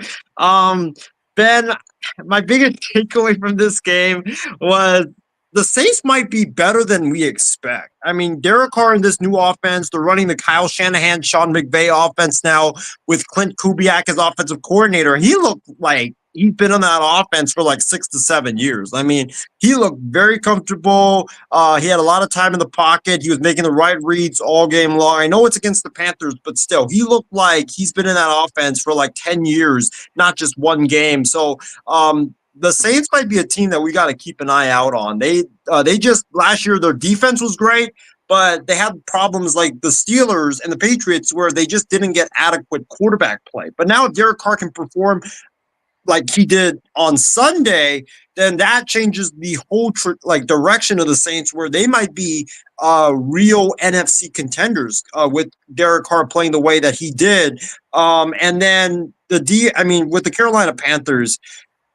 Bryce Young might be a lost hope. I know it's only one game, but they hired Dave Canales to go and fix Bryce Young. And Bryce Young's first pass attempt of the season, Ben, was an interception. I was watching that game. I was I not only could I not believe it, but like I was just like, yeah. And the interception that he threw was not even close to a guy. It wasn't even close. Yeah, it wasn't. It was one of the worst interceptions. I don't even know where the hell he was throwing. I mean, it's so sad because Bryce Young was supposed to be, when he was coming out of Alabama, he was regarded as like one of the best quarterback prospects we've seen, and a guy who is like a point guard where he'll just deliver the ball right on point. But I don't know, man. He just is like a lost cause. Like sometimes when you look at college quarterbacks, when they go into the next level, that's when they get tested. And I know that obviously that Bryce Young, maybe if he was in a certain situation elsewhere, that maybe you can kind of unlock his tools. But yeah, I mean, you pretty much said everything that you mentioned about this. The Carolina Panthers arguably could be the Chicago White Sox at the NFL. I think that they're just going to be absolutely at the basement level. There's really nothing there that excites me whatsoever. I mean, DJ Moore is obviously out. Brian Burns is obviously out. I mean, Bryce Young, you're just hoping that he has some type of next level of improvement. I mean, didn't look like that from that first game against the Saints. I also kind of disagree with you in terms of the Saints. I think that they kind of face the Panthers in a way of just like, all right, maybe we can kind of temper the expectations just a smidge. I do think that Saints offense is going to be able to move the football.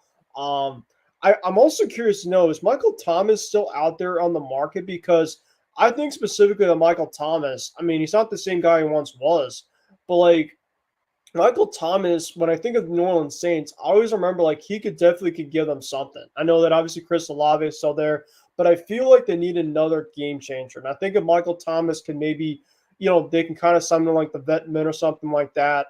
If it could be out there and maybe we can just, roll around and maybe give Derek Carr another option to make some plays. I mean, I wouldn't rule that out specifically for him. It's not like the Saints are going to be going anywhere kind of deep with that team. So, I think that really, for both teams specifically, I think that the Saints kind of overperformed just because Panthers are going to be just that bad.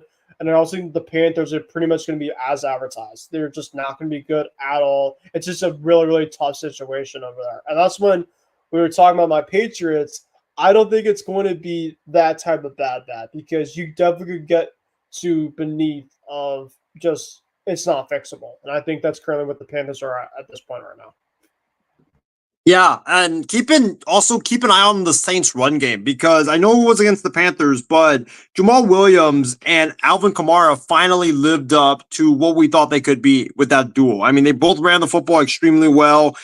Jamal with his powerness and Alvin Kamara with his speed and his agility. I mean, I was very impressed by those two. I think that if the Saints can run the ball, which would take a lot of pressure off of Derek Carr, and Derek Carr just doesn't turn the football over and gives them just competent quarterback play, I mean, the Saints could be a playoff team. I think because they have a really good defense that gets after the quarterback. So, only time will tell on that front. But going into our next game for week 1, let's get into some of the exciting games because we've only talked about a lot of the blowouts. Giants, Panthers. I mean, oh god, if you have those teams on TV, especially like in the morning, oh my god, that's just an awful way to wake up or spend your afternoon.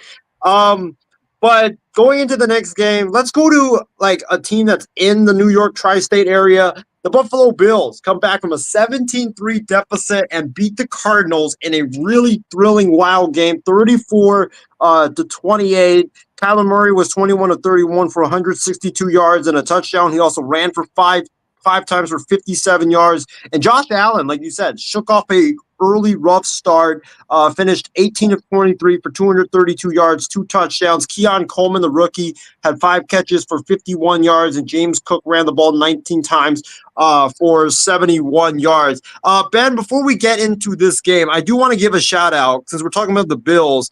I know you were there, but I do want to give a shout out to Jessica Pegula for finally breaking through at the U.S. Open. I know, we don't really talk a lot about tennis, but I know she's lost painfully a lot and come super close to winning it all. I know she didn't win it all this time, but still, for her to break through into the finals was a major step. So shout out to her, and hopefully Mrs. Harry Pegula, who suffered a heart attack this past summer, I think, or last football season. Hopefully she's still doing well and recuperating. But the Bills, I mean, this was one of the better games of week 1. I don't know if you saw this, Ben, but Kyler Murray had a wide open Marvin Harrison Jr. who had like literally no defenders by him. And he was strutting into the end zone, and Kyler instead threw the ball for a 5-yard gain to Trey McBride, the tight end. And yeah, like Kyler, you can't miss that. But I think this showed that the Cardinals, I think, will be a lot better than a lot of people anticipate. I know me and Taylor had them going to the playoffs as a wild card team. Their defense is decent. They played well in the first half. Josh Allen definitely took over in the second half, but Kyler in that offense, if he could get Marvin Harrison Jr. involved into the level where Josh Allen had with Stephon Diggs, because Marvin Harrison Jr. was busting the Bills' defense all game long, and he just couldn't get the football. But if he can get Marvin Harrison Jr. involved a lot more, plus you got the running game with James Conner, who was running wild, and you have Trey McBride, the tight end, and Kyler doing what he does with his legs. I think the Cardinals could be a better team than a lot of people expect. But for the Bills, I mean, Josh Allen was a superstar at the end. He made plays when he needed to. I think the thing that really made me confused was Jonathan Gannon, their head coach for the Cardinals, because you have and I don't get this play call. Like, you're trying to drive down the field to score what would have been a game-winning touchdown. But I think it was like third down and 7. And you decide and you're at the Bills' 40-yard line. So you are kind of closing in on touchdown territory. You decide to just run the football with James Conner up the middle. Like, what are you doing? Like, you had no timeouts and you decide to call a run play. Like, I don't understand that play call whatsoever. I know people the commentators on TV were saying, like, what are the Cardinals doing? They were saying they thought that maybe they were just trying to draw them, or they were trying to like trick the Bills, but that's still a really bad play call, especially a run right up the middle. Like, it makes no sense. Like, on average, you're probably gonna get 1 or 2 yards, 3 yards at best. You're not getting 7 I don't really yards. know how that's tricky specifically at all. Yeah, no, it's not. It's not tricky at all. But I thought this was a great game. I think it came down to that play call because they didn't get it. I think they only got 1 yard, and then after that, Kyler threw a ball to Dortch, the receiver, and he wasn't able to get it, and that was all she wrote. But Ben, what was your thoughts on this thrilling Cardinals and Bills game to start the season? Yeah, I think it told me 2 things. I think that the Cardinals' offense could be very interesting. I do hope that they can get my guy Marvin Harrison Jr. more involved. I know that maybe he wasn't as open as potentially I thought. I mean, didn't really see a lot of the film, but he only had 1 catch. So that either tells me that Kyler was not looking at his way a lot of the time, or the Bills just had a really good game plan on him, because he is a game changer. I mean, we've obviously kind of seen the tape, of course, in college, we know kind of what he can bring. And of course, I don't think he's going to obviously only have one catch again. Come into that the next week. James Conner, obviously, he was a stud, and I think that with the Bills, the defense without Matt Milano, it comes to show again that you can run on them. And I think that the biggest thing, and I hate to kind of start to move on to next week, but the Dolphins specifically will be without Raheem Mostert, but they have Devin Achane potentially playing. Potentially, if he is out, then it's going to be really interesting to see in terms of how they're running the attack for the Dolphins can do up against the Bills, because the Bills do not do well whatsoever against the run, and that was pretty much kind of shown in that first week when you have a very good running back in James Conner kind of running down your throats, kind of what you can do. Another thing too is we had the first kickoff return with the new rule in this game as the Cardinals. I don't remember who it was, but I did see the BJ Dallas. There we go. Shout out to him. He had the first and the new kickoff format, the first touchdown. That was that. So that was really cool to see. Another thing too is, I mean, Josh Allen, I think, has the opportunity to do what he can do when the game is on the line. I mean, he was down 17-3. He did not quit. He came back specifically. So it just comes to show that I think that he's going to just be fine, with that offense. He's going to be able to move the football, whether it's through his legs, whether it's through his arm. It's all about in terms of his consistency. That's the biggest thing. But I think without Stephon Diggs, it's going to take a lot of him kind of getting used to. Guy like Keon Coleman, he's a guy that is very good 50-50 ball. So I think that he's going to start to kind of distribute to guys and kind of use them with their strengths and their weaknesses, instead of just kind of focusing on that like one big threat that we kind of know who it is. So I thought it was really interesting. I do think that the Joe Brady with Josh Allen offensive coordinator to quarterback has been really good. Really did a really good job in that second half after they fired Ken Dorsey. So I think that's a really big underrated thing. I think a lot of people kind of are taken away from this is they're able to kind of use their running attack both in the passing game and through the running game as well too. And then the Cardinals too. I mean, they blew a game like that. I mean, it happened, but I don't think a lot of people were expecting them to win that game anyway. So it came down to the end. I will ask you something really quick about this game, Isaiah. That last play on that fourth down, a lot of people were speculating that was PI in terms of that the Bills player was able to touch the guy early and potentially, make that as a way of where the Cardinals could have a chance to get an extra play to potentially go for that win.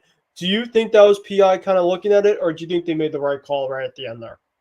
I think it was PI. I think the defender was grabbing him and he was kind of pulling him a little bit in the opposite direction of where the pass was coming. So I do think it was PI, but I think that the call that really bothered, or not the call, but the play before was the one that really bothered me, where you're 3rd and 7, like you're at the Bills 40-yard line and you decide to run the football. Like that just didn't make any sense. Like I was watching it and I was just trying to examine like any way possible where that could have made sense, and that just didn't. Like it just didn't make any sense whatsoever. But since you brought up that last play, I think that with that last play for the Bills, it shows that secondary, that newly made secondary of Taylor Rapp and DeMar Hamlin, that is, they might need to get better safeties because, I mean, DeMar Hamlin, I love his story. I'm so glad that he's alive and he didn't, seriously get injured even more on that field in Cincinnati. But he looked like he was getting beat all day, and my boy Taylor Rapp was getting beat all day too. Like, I think Rapp was the one that allowed the Marvin Harrison Jr. wide open, where Kyler Murray luckily never threw the ball. So thank you, Kyler, for that. I appreciate that. But the Bills, they need to get better safeties. Like that makeshift secondary is not going to get it done when you play Patrick Mahomes or even you play Lamar Jackson in the playoffs. Even Tua tomorrow. I think Tua has some. I mean, a lot of people criticize Tua, and I have my critiques with him. But like the deep ball, of course, is a massive part of their game, and I think tomorrow it could be really where if you have Tyreek Hill and Jalen Wall in your fantasy leagues, I think tomorrow could be an absolute massive week of 20-plus yard games because I think he's going to be trying to go deep a lot tomorrow. Yeah, definitely. Going into the next game, we have the Texans and the Colts. Very interesting game. CJ Stroud and Anthony Richardson both put on a show in this game. Ben, I didn't really get to watch this game because I was focusing on the Patriots game and also the Bills game and the Jags game, among others. But what was your thoughts about the Texans with a narrow 29-27 victory in which both Stroud and Anthony Richardson both had 2 touchdowns passing and over 200 yards passing as well? Well, yeah, I didn't get the chance to watch this game really much either because I was working. But all I'm going to say is this rivalry between these two quarterbacks, these two young quarterbacks, is going to be absolutely electric to watch. I mean, you got pretty much two guys that one could potentially be an MVP one day in CJ Stroud, and one guy that could potentially have like the highest ceiling, I wouldn't say ever, but just his overall, his statue. I mean, he gives me like a possibility like of a young Cam Newton coming along. I mean, he's just absolutely just ripped. He's massively jacked, but he can just absolutely sling the ball. And Anthony Richardson, I mean, he just has a lot of raw talent out there. So those two guys specifically are going to be a lot of fun to face each other. I think they both have a ton of respect for each other, which is also really cool to see, despite the two teams being rivals. But looking at the actual game themselves, I mean, the Texans, the offense pretty much was as advertised that a lot of people were kind of talking about. You bring in Stephon Diggs and you bring in Joe Mixon. What does happen? Well, they both scored touchdowns. When they got close in terms of the end zone, CJ Stroud used both Stephon Diggs on 2 touchdown passes to him, and then Joe Mixon had one of them. And then Anthony Richardson, I mean, I don't know if you saw the overall 60-yard touchdown pass that he threw. That throw was by far the most impressive throw by far of the weekend. I mean, that guy specifically fell off like his back foot like he was almost about to get sacked. And then he just went and just chucked the ball. And it's not that's the fact that he chucked it. He got the guy specifically in stride and caught the ball right at the end zone.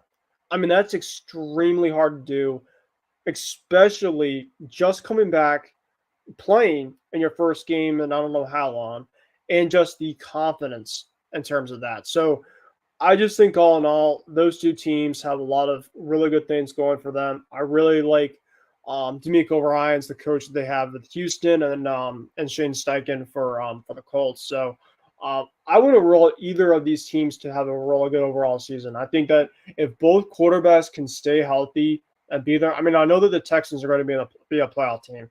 I don't know about the Colts, but I wouldn't rule out the Colts potentially being a wild card team.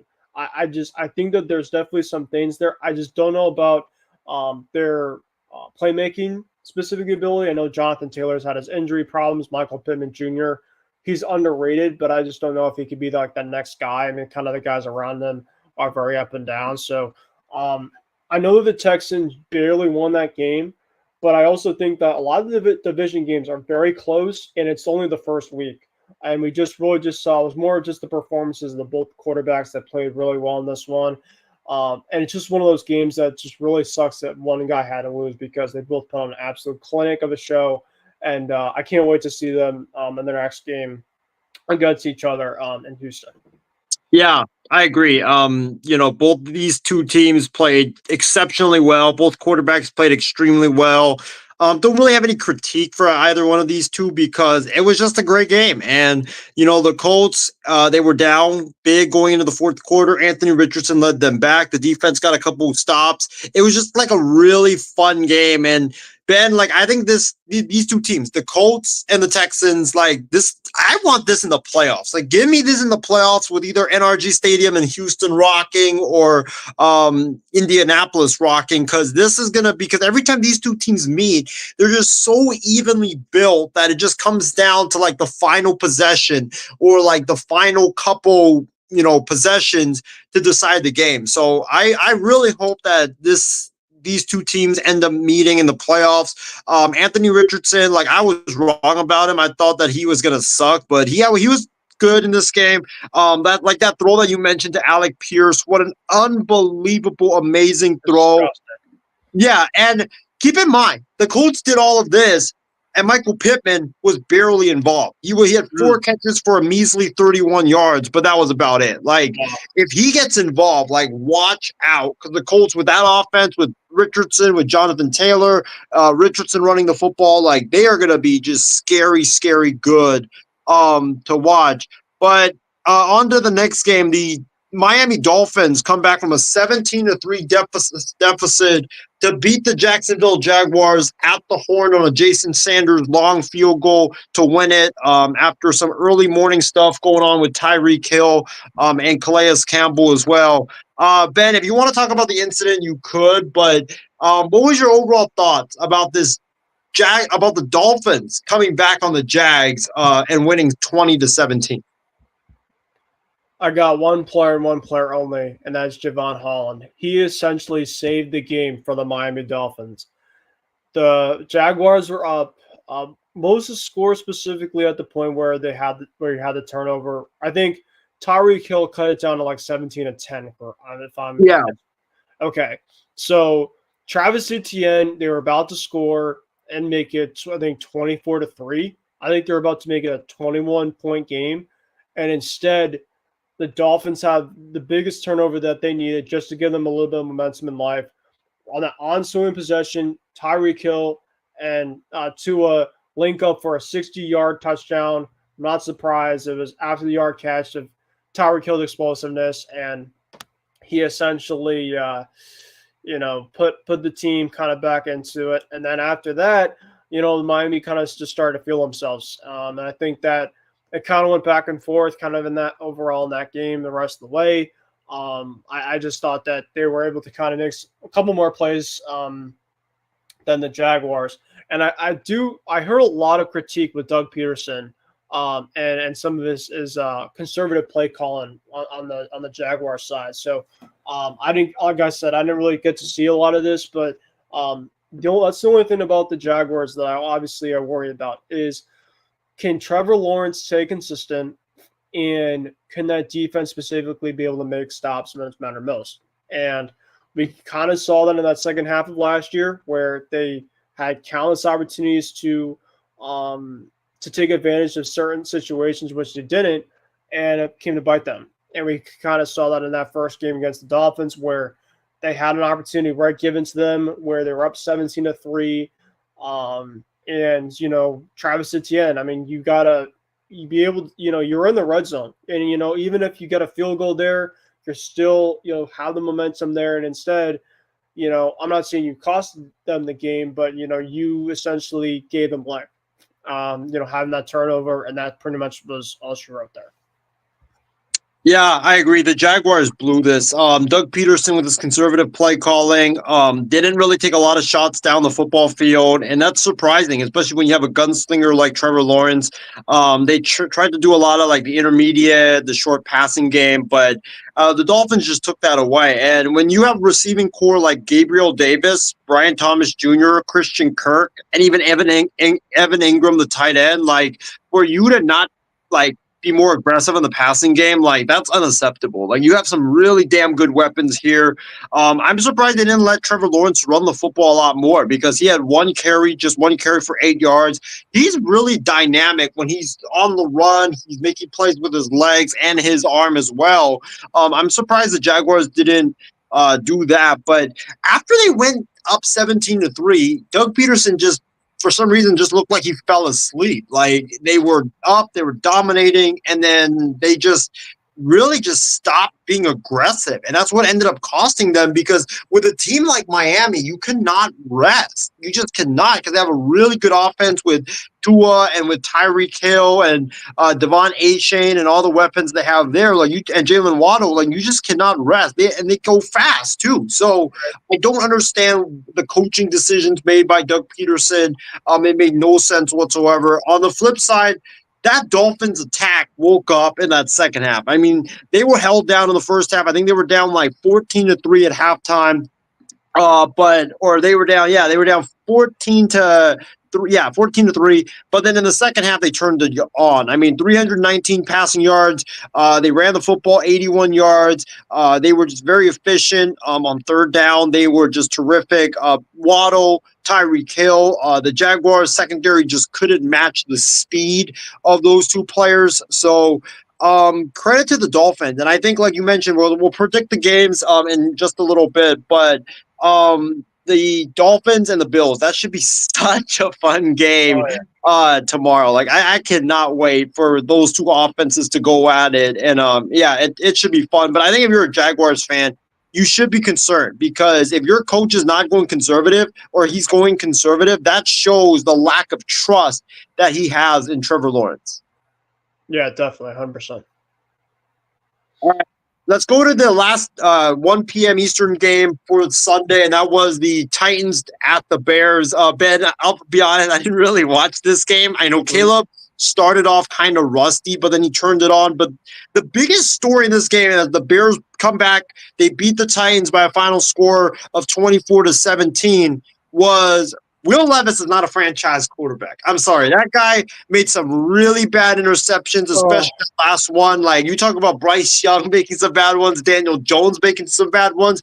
Will Levis's last interception is up there with some of the worst. That was just a throw that – that was just a throw that you're just like, what are you doing? You're like, where are you throwing the football to? The Bears defense, they didn't get a lot of takeaways last year. They had 2 takeaways in this game, 2 interceptions. Will Levis, 19-32, 127 yards, 1 touchdown, 2 interceptions. He's a decent quarterback, but I don't think he's that franchise material. I think he's the quarterback to be a stopgap, but there's really nothing about Will Levis that really impressed me in this game. Caleb Williams, 14-29, 93 yards, no touchdowns. Yeah, he didn't really do much. It was a lot of them was about the defense. I mean, that defense for the Bears looked very good. They were really good getting after the quarterback. The secondary was very good. I think for me, that's like the biggest takeaway from this game is if the Bears if Caleb Williams ends up becoming, he doesn't even need to be a superstar. Just be like a B-plus quarterback, and the Bears, I think, will win a lot of games, especially with that defense. Yeah, 100%. I mean, the Titans lost this game, and it was because of Will Levis's boneheaded mistakes. And the thing was the Titans were up 17-16. Yes, obviously they were up by within a couple of scores, but it was in the middle of the third quarter. I mean, live another down, and this is essentially a certain situation where a young guy is trying to think too much. And this is how it happened. That costed them the game.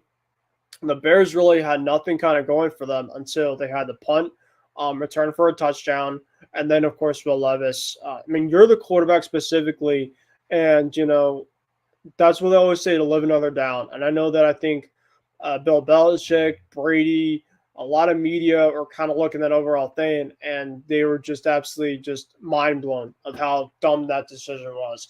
And even specifically, if that was not even picked, it was just a matter of just like, you just got to take the sack maybe. I mean, there's just sometimes that whether you can throw it away or get sacked, it's a lot better than kind of what you're trying to do. And that's in terms of just, you're going to flint it up to no man's lane and then just hope for the best.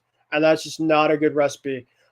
If you're a quarterback and you're throwing across your body or you're doing something like that, I mean, you're just asking for trouble, and you essentially just let it essentially right into the Bears' lap, and that's all she wrote. And was the game, because nothing else pretty much happened after the fact. So hopefully, I mean, I don't think Will Levis is like long-term caliber starting quarterback material, but I don't think that he is also a guy that's going to be wretched bad. I think that there's obviously some tools there, but when you look at some of the other like young guys like the CJ Strouds, the Anthony Richardsons, and the Jordan Loves, I don't think he's really at that. I think that he is kind of in that mid to lower tier where he has just a lot of raw ability, but I just don't know if he can kind of put everything together at once. Ben, the next game, I got humbled massively. I was one of the ones drinking the Bo Nix Kool-Aid. I know in our football preview show, and you're gonna laugh like heck, but I know in our football preview show last week, I said that Bo Nix was gonna be this year's CJ Stroud. I said that Bo Nix was going to win Rookie of the Year and lead the Denver Broncos to the NFL playoffs as a wild card team. And boy, was I wrong. I mean, I know it's only one game, but I got massively. Didn't you say it's gonna be the next Drew Brees also? I did. I said he was going to be the next Drew Brees. But yeah, I mean, listen, they got off to a good start. I mean, Geno Smith threw a pick in the second play of the game, and the Broncos were set up 1st and goal at the Seahawks 10-yard line. And I was like, oh my gosh, Bo Nix is going to have at least a couple of touchdowns to start the day. And instead, they go 3 and out, and they go 3 and out on the next possession. Yeah, this Bo Nix he finished 26 of 42, 138 yards, no touchdowns, 2 really bad interceptions. The first one where he rose to his right and he throws it into triple coverage, and you're just like, what are you doing? I know the Seahawks don't have the best defense, but come on, like they have NFL players. You can't do that against NFL players. But yeah, I mean, I think this game, like as the Seahawks, they beat the Broncos 26-20. This game showed 2 things. Number one, Mike McDonald is a defensive genius. All this, like, he was the Ravens defensive coordinator. He was a really hot coaching commodity this offseason. His defense, I know the Seahawks, I know we were ripping on the Seahawks defense for not being good, but Mike McDonald changed that Seahawks defense just like that. I mean, they were getting after the quarterback. They were playing disciplined football. They weren't making stupid penalties. The cornerbacks and the safeties, they were all lined up in they all did really well with defending the pass.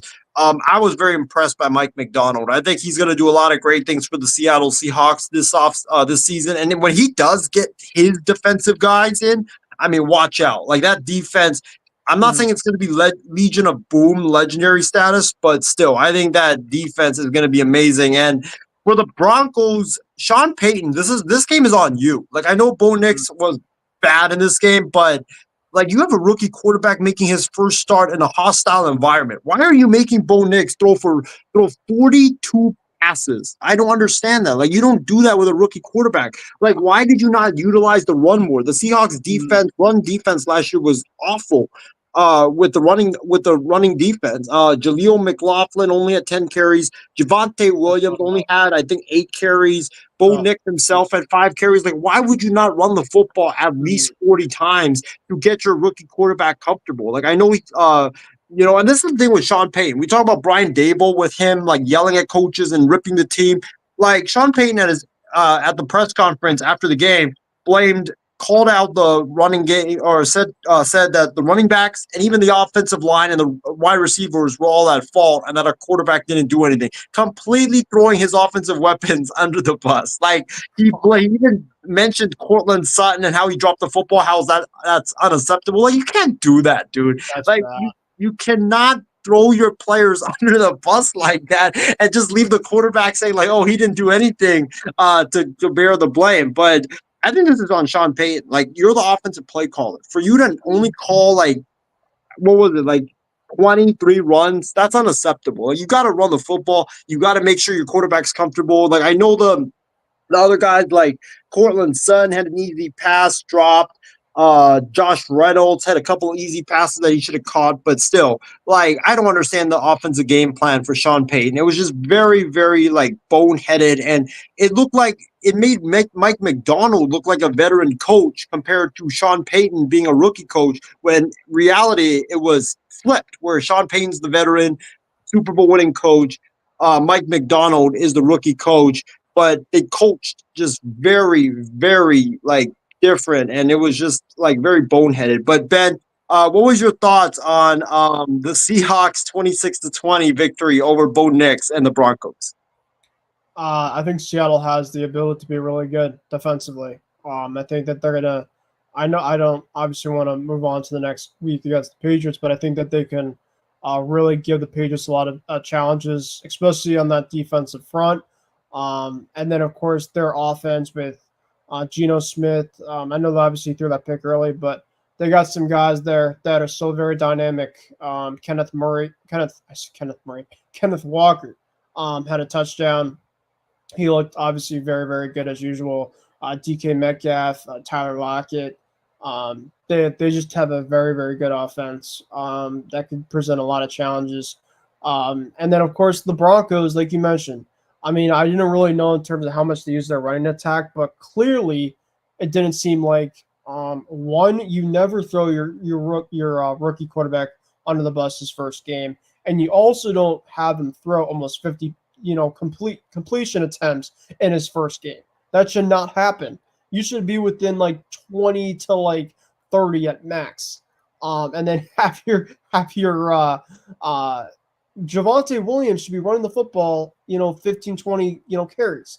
That should be a balance. And if Sean Payton, I thought that Sean Payton was this offensive guru and this and that. I mean, if you're going to go with your rookie quarterback and have that, it's not going to work out. Those two guys specifically, I obviously know it's the first week, but you need to have a consistent balance there because against a really good defense like Seattle, they were able to exploit that, and that's essentially how things worked out.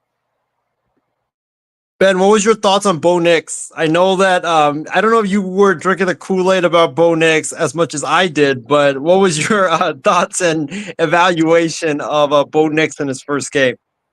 I thought he was okay. I think that there's still a lot of stuff to be worked on. I obviously did not drink the Kool-Aid at all. I think that there's obviously a lot of things that he can work on, but I also think that there are some things too that can work out for him. I think that there's a lot of raw ability. I think that he could really, I know that quarterback room isn't great, with him and Stidham and Zach Wilson. So I think it's just kind of low bar for him. But I do think that there are some things that he can definitely do really well with that overall team. And I think that, we'll see specifically if he can kind of use the tools that he used kind of earlier on in the preseason into the regular season. All right, moving on to our next game, the Cowboys and the Browns. The Cowboys go into Cleveland and Tom Brady's broadcasting debut for Fox, and they go into Cleveland and completely drub the Cleveland Browns. Final score of 33-17. Deshaun Watson looked like he was worse than Daniel Jones, Bryce Young combined. I mean, that's how pathetic he looked, and with the contract that he's getting, I mean, what just a joke by Deshaun Watson. How many? 2 picks, 169 yards, 24-45. Like, you got to be kidding me. Like, remember this guy was a top 5 quarterback in this league. Like, people were talking about, CJ Stroud, and Joe Burrow. It was like Patrick Mahomes, Deshaun Watson, and was it Burrow? It was like a top 3 like kind of core with Watson, Mahomes, and ever since kind of Josh Allen, there you go. And I just recall how much ability Deshaun Watson had when he was in Houston. Just like it was incredible. I've never seen like a downfall. Like it clearly has to be studied because like I watched this game, and I looked at Deshaun Watson and just like, this is really the same guy that was like an absolute like phenom with Houston like way back. I mean, and the thing is too, Isaiah, is like he has guys around that he could throw the ball to. And he doesn't even have the arm strength anymore. It's like he's short arming guys, he's taking just bad sacks. I don't know exactly kind of what's happening. But if that's he doesn't even run too. Never runs anymore. Yeah. It's essentially a guy that I think is clearly in his head, and he has broken abilities. I think that's kind of what it is.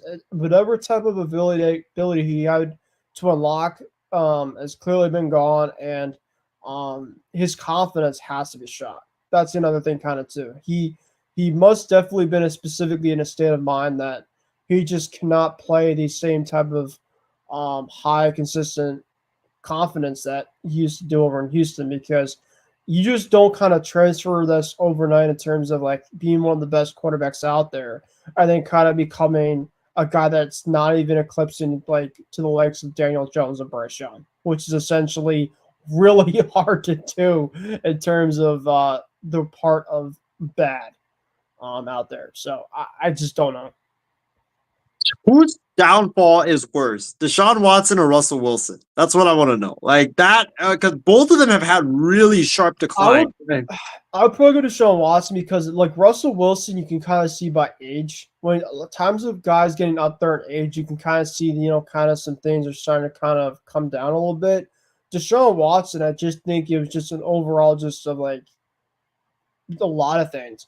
The part of the stuff that came out the field, I think, is obviously his confidence, kind of a shot from that, and just I don't know what else. I just don't. Yeah, no, I agree. I mean, Deshaun Watson was awful in this game. I was so shocked that the Browns didn't even put up a better fight than they did. They were down 33-10 at one point in this game. The Cowboys defense looked very good. We know their defense is going to be good. Shout out to Mike Zimmer. I mean, he really changed that defense from what Dan Quinn had last year. Dak was all right. He wasn't the best, but yeah, he was decent. But that's the biggest story, like you mentioned. Deshaun Watson just absolutely awful in this game. And I don't know what the Browns do now. Like you mentioned, I've never seen a guy have a downfall like this. And he's only in his 20s too. Like he's not like he's 35 or whatever. Like he's only in his 20s. So I don't know. Like I don't know what the Browns do. Like they still have to pay him for I think another 3 to 4 years too. Yeah, so it's really bad right now in Cleveland. But let's mix these two games together in before we go to Sunday Night Football and Monday Night Football. Yep. The Buccaneers beat the Commanders. Jaden Daniels with a rocky debut. The Buccaneers win this game 37-20 over the Commanders, and the Raiders or the Chargers and Jim Harbaugh's debut beat the Raiders 22-10. Ben, I'll go first on this before I go to you. For the Raider game, I think the biggest takeaway was this. I think that Jim Harbaugh has changed the culture in LA. I think the Chargers are a whole different team and a whole different franchise now, and all that stink from the past, the chargering is all gone. Like this was a game that I thought the Chargers in the past would have blown. Like big lead or lead late, not comfortable, but lead late, they would have blown that game. But instead, they just ran the football and played great defense, and that's how they won the game. And so shout out to Jim Harbaugh. What a great first game by him. Antonio Pierce, you should have went for it. I mean, 4th and 1, you got Justin Herbert on the other side with about 3 minutes to go. You're at midfield. Like, that's a cowardly decision not to go for it on 4th and 1, especially when you know you're not going to get the football back, most likely, with a quarterback as caliber of Justin Herbert. And then for the Commanders and the Buccaneers, your boy, Baker Mayfield, I mean, he was terrific. I know it was against the Commanders, but still, I mean, the Commanders' defense, they got a lot of work in progress. Jaden was, he was not the best, but he was electric running the football. I'll give him that. But Baker Mayfield, 24-30, 289 yards, 4 touchdowns, no picks. He just looked very comfortable in Tampa, and he looked very comfortable in that offense that they have there in Tampa. The Buccaneers are definitely going to be a team to be reckoned with this season, and they proved last year was no fluke. So those are my thoughts on those two games. But Ben, what are your thoughts on those two, the Buccaneers-Commanders game as well as the Raiders and the Chargers? Yeah, pretty much kind of what you mentioned. I think with the Chargers, Jim Harbaugh is going to add a element of getting those guys uplifted, especially with, the Chargers had a lot of new faces offensively. I think J.K. Dobbins brought a lot. And I know that he did a really good job with the Ravens when he was able to stay on the field, but the problem is he just doesn't stay on the field. So I just saw a lot of the highlights with that game, and he was one of my favorite guys to watch. Really ball out for the offense of the Chargers. The Raiders, I think, are going to be very up and down. They're going to have a lot of inconsistencies. I know that Gardner Minshew, I think, played in this game. He was okay, nothing great. But that was kind of that. And the Buccaneers and Commanders game, like I mentioned, Baker Mayfield was fantastic. He was my quarterback of the week. And just he uses everybody specifically in the offense too. He doesn't focus on one guy here and there. He distributes the ball. He got even J.D. McMillan, who was one of Michael Penix's guys who the Buccaneers drafted this past year. He got him for a touchdown. Mike Evans had 2, and Chris Godwin had 1. So, or maybe McMillan, I don't know if he had the touchdown at all, but I know he had a couple of big plays in the game. And then the Commanders, I think with Jaden Daniels, it's going to take time. I think that, with him and Caleb Williams, a lot of these guys in the first week, I think this is obviously why we call it overreaction week 1, is because that, for a fact that things are definitely going to get a lot better for some of these guys. And I know that Jaden Daniels has ability, but, obviously he went against a Tampa defense that I thought held its own for most of the part. I'm not the biggest fan of their defense. They lost a lot of pieces, but I think once that Baker Mayfield was really kind of starting to cook a lot of that game, I didn't really see a situation where Washington was kind of come back and make this a game either. So that was pretty much the what I had from the 2 games. All right, let's go to Sunday Night Football, where the Lions beat the Rams in a thriller, 26-20 in overtime. I mean, what a great game this was to end the Sunday slate of games. Matthew Stafford was terrific. Jared Goff was terrific. Ben, I don't really have much to say on this game. I unfortunately couldn't watch it because I fell asleep after the afternoon slate of games. But I mean, it was a great back and forth shootout. Like I think we all expected. Sadly, Puka Nacua got hurt. He's going to miss the next 4 weeks, which sucks because he's just such a dynamic playmaker.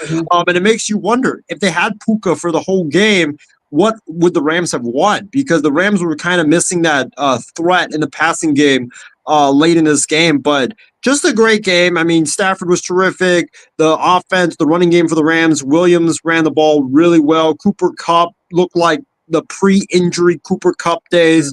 And then for the Lions, Jameson Williams, he might be the breakout candidate of this season. I mean, he was supposed to be a dynamic wide receiver last year in his rookie year. Didn't really do much, had a quiet year, but right now, first game, 5 catches, 121 yards, just completely broke the defense ankles down left and right. I mean, he was amazing in this game for the Detroit Lions, and that defense did wonderful for the Lions. Terrion Arnold was great. Carlton Davis, who they brought in from Tampa Bay, he was great. Aiden Hutchinson was pretty quiet, but still, that defense, the Lions, they definitely held it down late in the game. But and then David Montgomery with a walk-in touchdown to win the game for the Lions. Just a great way to end the Sunday slate of games. But Ben, what's your thoughts on the Lions' epic 26-20 win over the Rams, in which was a really crazy and epic way to end the Sunday slate? Yeah, it was kind of a similar way that they played each other last year in the playoffs. Just really back and forth. Matthew Stafford and the offense really did a really good job moving the football. And, with the overtime rules, I wish that both teams had a chance to get the ball, because I think that there would be a good chance that the Rams would have a good shot to potentially get the ball and tie the game also. But, that Lions team is pretty much as advertised. They have a very good defense. Their corners are going to be very, very stout this year. They're going to be very they're just going to be a problem overall. They're just a lot of fun to watch.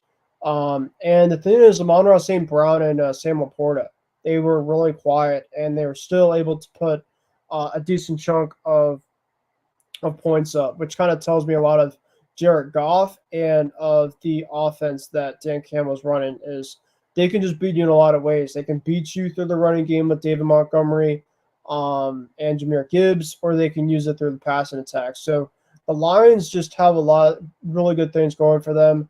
But I do think that the Rams are going to have a very interesting year with Sean McVay.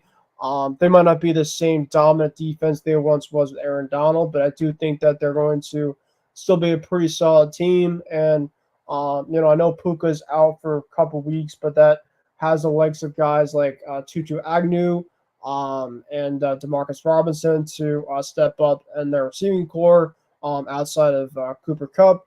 And they also have Tyler Higbee at tight end too, so maybe he'll get a little bit more action. And of course, Kyron Williams too. I think that also just adds more of a workload for him to get some points as well. All right, the last game on the week 1 slate before we go to our pick'em for week 2 was the Monday Night Football game where the Niners beat the Jets 32-19 in Aaron Rodgers' return from injury. Rodgers finished the game. He finished 13-21, 167 yards, 1 touchdown, 1 interception, kept in check mostly by the Niners defense. The Jets defense, I think, Ben, was the biggest story in this game. I mean, they were getting just wrecked by Kyle Shanahan and the 49ers offense. And this was without Christian McCaffrey. Yeah. And speaking of CMC, all the fantasy owners that have CMC on their teams, I feel so bad for you guys because not only, and I don't know if you saw this, Ben, but Jordan Mason said after the game that he knew he was starting on Friday. So all these fantasy owners that have Christian McCaffrey, they all got screwed because they didn't know until like an hour before the game when the inactives came out that CMC. I know my buddy was on his way to winning his matchup in one of our leagues. He was on the verge of winning. He had CMC. He just needed like 5 points from CMC. And CMC would get that in like the first carry. And CMC sat out. Wow. And he ended up losing. But yeah, all the fantasy owners that have Christian McCaffrey, I mean, I feel bad for you. But I think this game taught us a couple of things. That first of all, it was great to see Aaron Rodgers back. He looked pretty spry in his return. He looked pretty good. I think he's definitely going to get better as he knocks off the rust from the Achilles injury. But it showed us the Jets defense might be overrated. That defense, they didn't get after Brock Purdy. I don't think Purdy even got sacked once in this game. They had like barely any pressures. Like I was seeing like their like post game or whatever, like the tweets and stuff, and like the so-called pass rush that they had, it just was like non-existent. And part of it, I think, is because the Niners as a whole have a decent offensive line. I mean, Trent Williams obviously being there is a massive thing to have, specifically for sure. But if you definitely seen the loss of Hassan Reddick, I think that's one thing too with that Jets defense. And then remember Sauce Gardner, he was very limited in terms of snaps in the first half, and there was reports out saying that he was feeling like betrayed and stuff of just like not playing enough with that Jets defense. I don't know if you saw that or not, but he did play a decent amount in that second half. But that CJ Mosley was down for a little bit in that game too. So I mean, like you said, this was out CMC, and I thought that Jets defense was supposed to be a strong suit, and maybe they just had. I mean, the Niners, I mean, they're a Super Bowl type of offense. They were just a very hard offense to kind of start with week 1. But I also thought that they would play a lot better than they did as well. No, I agree. I think that all your points made sense. I think this showed that the Niners don't need CMC, and they can rest him until he fully recovers because he has the Achilles tendonitis. And anytime you have an injury that has Achilles in front of it, I'm just scared to death. Like I don't want CMC playing until he's 100% healthy, and I don't think the Niners really need him right now. I think they just need him for the playoffs. I don't even know if you could just take Jordan Mason and put him in CMC's body because goodness gracious, he was going crazy. I mean, even if you have like a half of that type of production from him, and of course you have Kittle, you have Debo. Brandon Ayuk didn't do much. Ayuk, I honestly thought was a negative in this game as a whole. I mean, I know that obviously the contract should here and there, but he had a couple passes. I mean, the touchdown that he was supposed to have that he dropped, that Purdy I think had one of his best throws of the night on that one, which sucked. Because I really love that throw. So, I mean, the Niners, I mean, they put like 25, 30 plus points, and there's still a lot of points that they could have scored. Exactly. I mean, Jake Moody had like 6 field goals, which is absolutely insane. 31 fantasy points, too. Yeah. So that tells me 2 things. I think that the Jets offense is still a work in progress because Aaron Rodgers is just coming back. And 2, like you said, I think the Jets defense could be not as great as maybe what would make it out to be. But I also think, too, is they're just facing a dynamic offense with a ton of weapons and just the speed that they present and the nightmare mismatches as well, too. So it's kind of a double-edged sword, I guess you could say, at the end of the day. Well, and you talk about the defense from last year, the pass rush being very good already with Bosa and all the guys they had, Armstead as well. They added Leonard Floyd, they added Malik Collins, and those guys made major impacts right away. I mean, Leonard Floyd had a sack, Malik Collins stuffed Brees Hall all night long, couldn't get anything going. But I do think that the reason why the Jets lost, one of the big reasons why, is Rodgers didn't really get much help. I mean, a lot of dropped easy passes that he had. Garrett Wilson had a couple. Lazard had one easy early that he could have dropped. Yep. And I think that if they had gotten those, I think that might have been a more competitive game. But I do want to see what they do against Tennessee, because if they struggle defensively against Tennessee, Ben, and we're gonna pick them right now, but that's a major indictment on Robert Saleh, and he's on a hot seat already. You talk about Dable being on a hot seat. Robert Saleh's on a hot seat in New York, and if he doesn't make the playoffs, I think he's probably going to be let go. Yeah, Jeff fans are starting to lose their patience too. Kind of, especially around this media, they're really losing their patience on him. So we'll see what happens. All right. Yeah, definitely. All right, let's go into our week 2 pigskin pick'em. We've been waiting all night for this. I can't wait, man. I mean, if week 1 was any indication of how the season would go, I mean, we're in for an amazing season. But let's go to the game on Thursday Night Football. Bills at Dolphins. I'm sure Al Michaels and Kirk Herbstreit are thrilled with this game because it's actually going to be exciting. But it's in Miami. Ben, I'm going to go with the Dolphins in a shootout. I'm going to go Dolphins winning this game. I don't think you're going to see a lot of defense because I don't think both of these two teams have really good defenses. I'm going to go Dolphins 34-31. I think we see a lot of offense in this game. Tua, Josh Allen, Tyreek Hill, Keon Coleman. I mean, you name it. You have great weapons on both sides. But I think it's going to come down to just one critical stop at the end, and I think the Dolphins win. But how about you? Do you got the Dolphins or you got the Bills? Well, first of all, Isaiah, if you want to put the pigskin icon specifically for the audience so they can see in terms of the games, that'd be great. If you get the chance. So if not, no worries. But I'm gonna go with the Bills. I think that I appreciate it. Yeah, I think all in all, it's gonna be a really good game to start off the second week. I think specifically this kind of feels like it's a split between these two teams, and I think that the Bills are gonna go into Miami and they're going to find a way to win this overall game. And I think it's going to come down to a couple plays at the end. I know that the Dolphins are going to want to try to run the football, but they're going to be without Raheem Mostert. Devin Chain might be limited even if he does play. So I think that the Bills secondary is going to have to come up big, and I think that they're going to find a way to get some potential big plays on Tua in this one, and I think that Josh Allen is going to do enough. I'm going to go 24-17 in favor of the Bills. A really, really fun and close game. Yeah, I agree. I think it's going to be a really fun, close game as well. But let's go to the Sunday slate. We got Aaron Rodgers and the Jets going to Tennessee to play the Tennessee Titans and Will Levis. Ben, I think I'm going to go with the Jets just because I don't trust the Titans defense. I don't trust Will Levis as well. I think the Jets have a bounce back game defensively.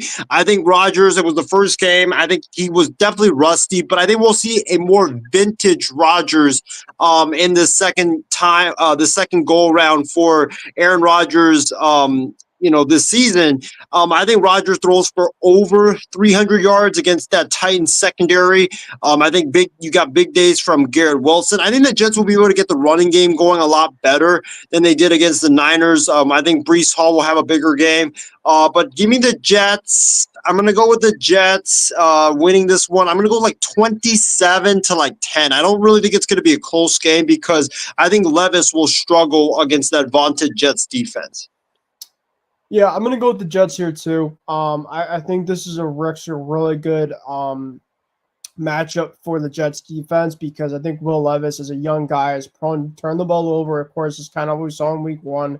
And I think that that's what they're going to do. They're going to force some turnovers on Levis, get them into short field position. I think that if you do that against a guy like Aaron Rodgers, you're just going to be asking for trouble.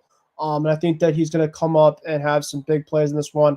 I think that Aaron Rodgers is going to find Garrett Wilson for the first time this year, and Breece Hall is going to have a couple of touchdowns in this one. I'm going to go Jets 23-13. I think they're going to win by around 10 points. I think it's going to be close in the first half, but I think in the second half it'll be all Jets. All right, the next game we're going to go to is my game, the Niners at the Vikings. I know my guy, Stephen Wang. Shout out to you, Stephen. He's been giving me a lot of flack for what happened last year with the Vikings beating the Niners on Monday Night Football. But I know you believe in Sam Darnold, Stephen. I know you were talking about how Sam Darnold is how Sam Darnold's going to take the Vikings to the playoffs and this and that and potentially win the NFC North title. Buddy, you played the Giants. Come on, man. Any team could play the Giants. I guarantee you line up the Miami Hurricanes versus the New York Giants right now, and they probably, I don't know if they would beat them, but they would keep it close. And that's embarrassing because it's a college team, but give me the Niners to win this game. I think the defense for the Niners provides a humbling to Sam Darnold because they know Sam Darnold, so they'll be able to attack his weaknesses. And I think the Niners, Brock Purdy poses a bigger challenge to that Vikings defense than Daniel Jones would. And I think the Niners are able to get the run game going early. Shanahan's able to wreck that Vikings defense. I'm going to go with the Niners to win this game. I'm going to go Niners 33, Vikings. I'm going to go Vikings 14.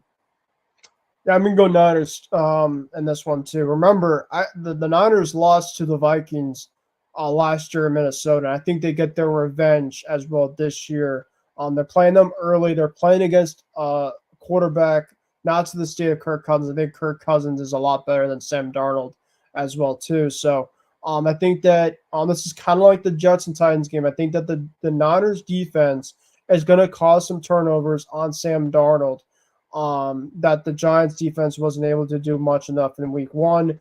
I think that once you can get Sam Darnold rattled up, that's when essentially he can kind of get very erratic. We've seen that in the past with him. So I think this really favors the Niners a lot. I think Jordan Mason finds the end zone once again. And I think George Kittle has his first touchdown as well in this one. This kind of feels like a George Kittle type of day. The Vikings have a really hard time defending tight ends. I've known from the past as well too. So give me the Niners, Isaiah, 30. I'll be nice and go like 30-17. All right. The next game I think is one of the most compelling games of week 2. You got the Buccaneers and Baker Mayfield going into Detroit to play Jared Goff and the Lions. Ben, I think this is going to be one of the better games of week 2. I'm going to go with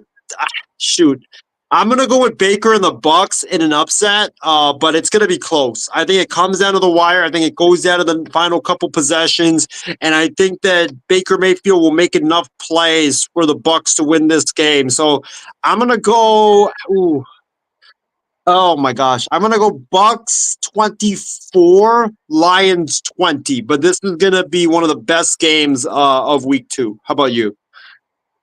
Yeah, I'm gonna go with the hot hand from week 1 and give me Baker. I'm kind of gonna go ballsy here, but if you remember the Lions, they lost week 2 last year at home against Seattle, where a lot of people weren't expecting Seattle to go in and win. And I was one of those guys that was gonna go with Seattle, and I was proven right. So I'm gonna go with the little rematch of that for this year. It's gonna be really fun. It's gonna get really close, but I think that it'll come down to Jared Goff having the last drive, and the Bucs have a final way to stop him at the end, where the Lions are going to try to score and win the game. So I think it'll be really, really close. And if you remember, Baker Mayfield had the interception last year in the wild card. The division game. The Buccaneers get the revenge in Detroit, not on an interception, but just on a they essentially just get them on downs. So the Niners get the revenge in Minnesota from last year, and the Bucs get the revenge in Detroit from this year in this week's slate. I like it. Next game, we'll go to your game, Ben. It's a rematch of Super Bowl 49, where your Patriots were able to win it thanks to the Seahawks not throwing the football, not running the football. Thank you very much. Yes, with Malcolm Butler. Seahawks at Patriots. It's a 1 p.m. Eastern game, 10 a.m. here on the West Coast. Ben, I'll give you the floor for this game first. Are you going? I'm pretty sure I know where you're leaning, but are you going Seahawks? Are you going Patriots? And what do you think the score will be? It's going to be really close, and I think it's going to come down to the final drive.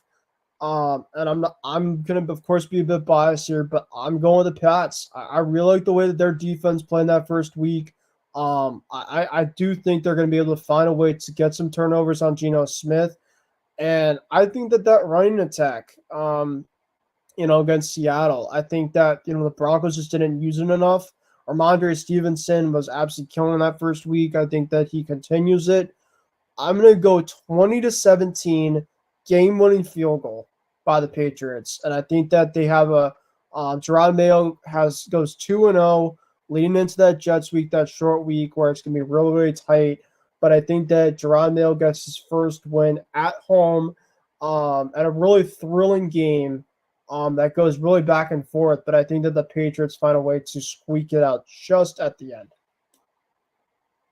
I think it's going to be a defensive battle because I think you have Mike McDonald and Gerard Mayo, two excellent, young, great defensive minds going at it. And I was very impressed with the Seahawks defense. The Patriots defense, obviously very impressive.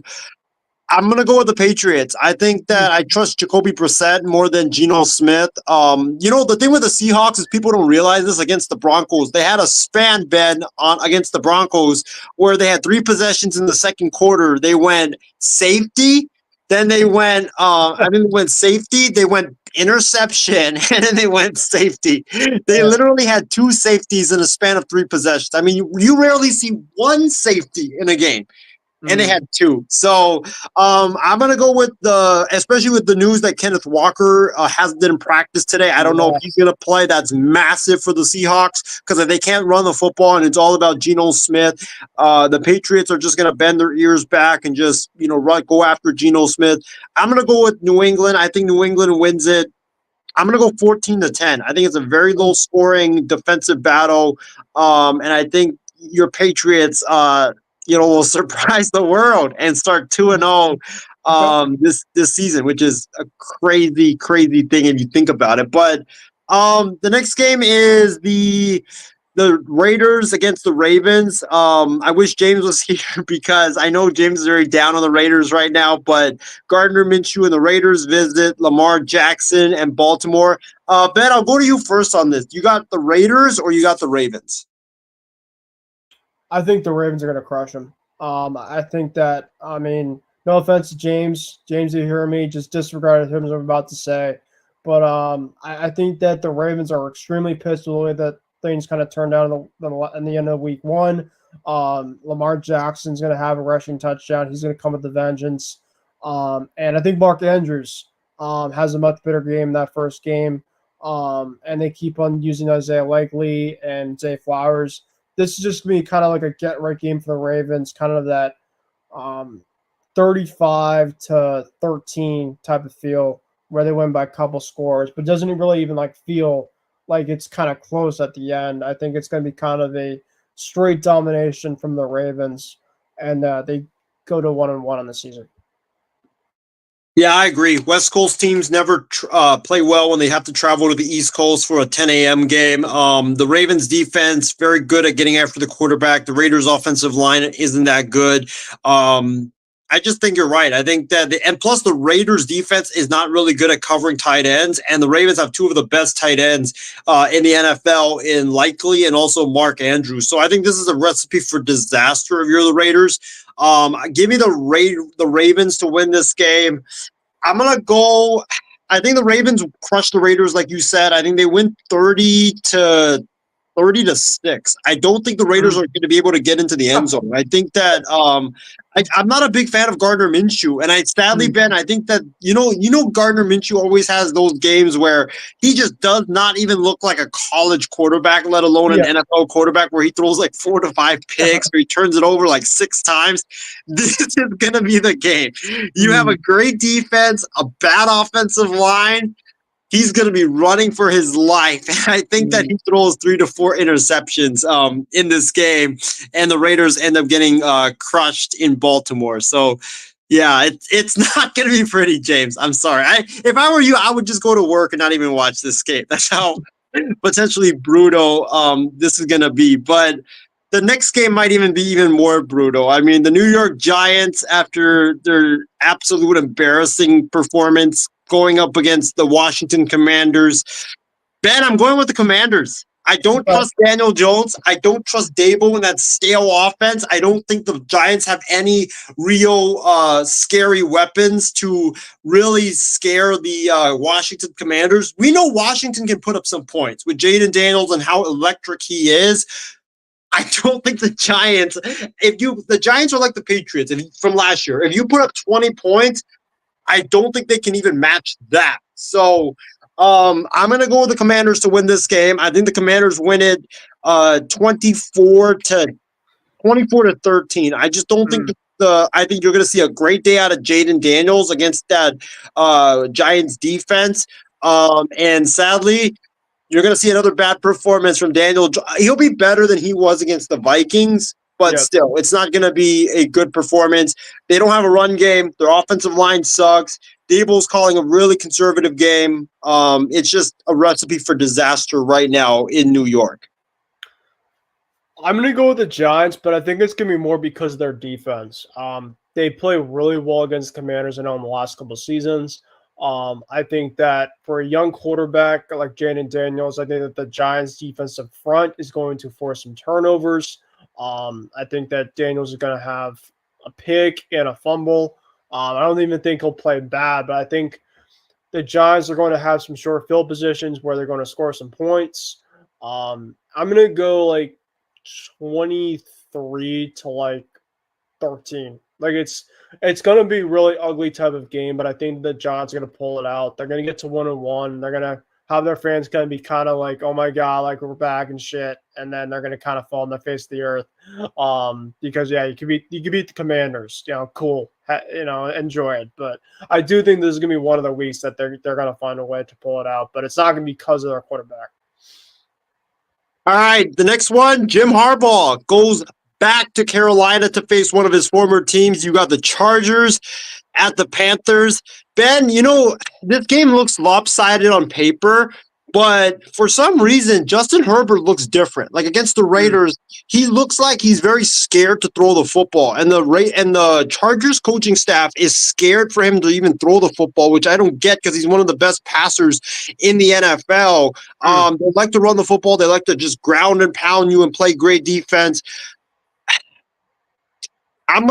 You know what?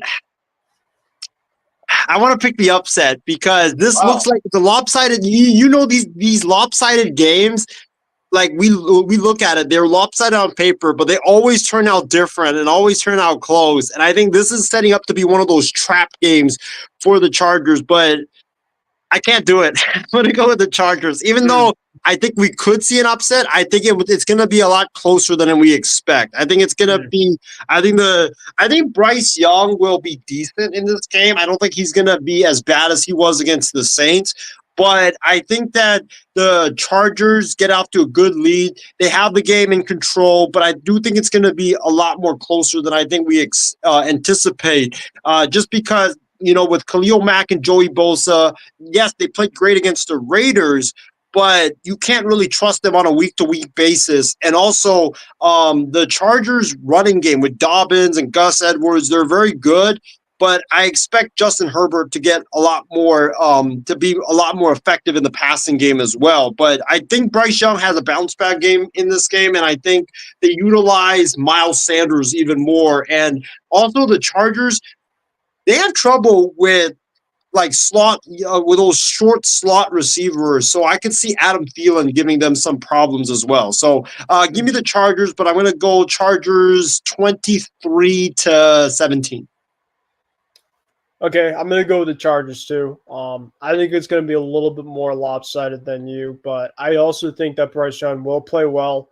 I think it could be good for a good half. It'd be close, but I think that the Chargers are going to just run the football in the second half. They're going to really control the game overall. And I think that the secondary for the Panthers isn't great. They just don't have a lot kind of go for them. So I think that the Herbert's going to have at least a couple of touchdowns in the second half. And I think that the Chargers are probably going to win like 26 and 27. I'm going to go 27-13. I think they'll win by 2 scores. Like I said, it'll be close in the first half, but they'll kind of pull away in the second. Bryce Young, I think, throws a touchdown and a pick.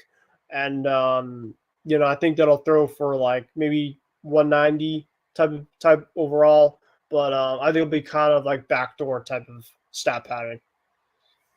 All right, now we go to the afternoon games, and what a slate that we have in the afternoon. Let's start with a bang. Let's go to the Kansas City Chiefs against the Bengals. Joe Burrow versus Patrick Mahomes, man. It should be a very, very exciting game. Or actually, you know what? Before we get into that, we do have a couple or 3 1 p.m. games that I did skip over. Let's put them two together. We have Cowboys, Saints, and we have Colts and Packers. For Cowboys and Saints bet, I'm going to go with the Saints in an upset. I think the Saints go into Jerry's world and upset the Dallas Cowboys. They have a very good offense. Derek Carr, I think he might be back to what he was before he's had those 2 really bad years. The Saints defense, I think, gives Dak Prescott trouble. I think the Saints win. I'm going to go 24 to I think they win 24-17. I think it's a very close game, but I think Derek Carr and the Saints offense is a big reason why they win. Colts, Packers. Oh, give me the Colts. I don't trust Malik Willis. I think Malik Willis, Ben, get this, will throw 4 interceptions in this game. I don't trust him throwing the football. I know it's at home, but still, Colts are going to shut down the running game. Anthony Richardson in the Colts offense looks very explosive in that game against the Texans. I think it carries over. So give me the Colts to win that one. I'm going to go Indy 31 and the Packers 10. How about you? All right. So for the Saints and Cowboys, I'm gonna go with Dallas because it's at home. If it was in New Orleans, I'd probably lean towards New Orleans. It's just kind of like just one of those games that you kind of have to look at just the home field. I think that both quarterbacks are susceptible to turnovers. I mean, we've kind of seen it with both. But I think that Dallas wins because of their defense. I think that they make, at the end, when needed, I think that they make a massive forced fumble. I think Micah Parsons has a big one on Derek Carr. And I think that Dallas will win by the final score of 27-20.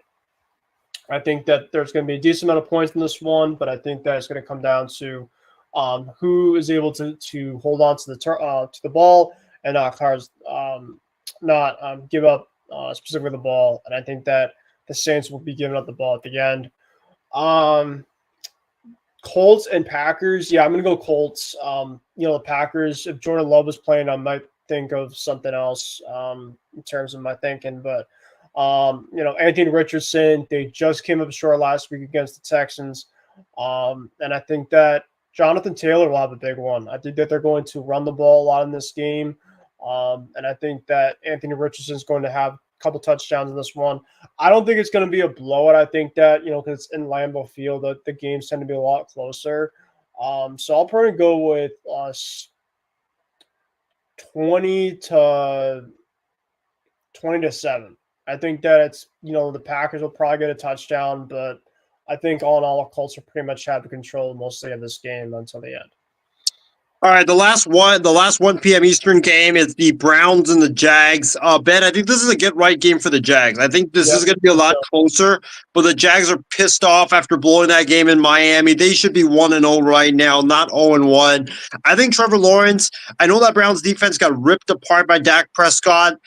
They might not be as good as we thought. I know it's one game, but still, that defense was gashed both in the running game and also in the passing game.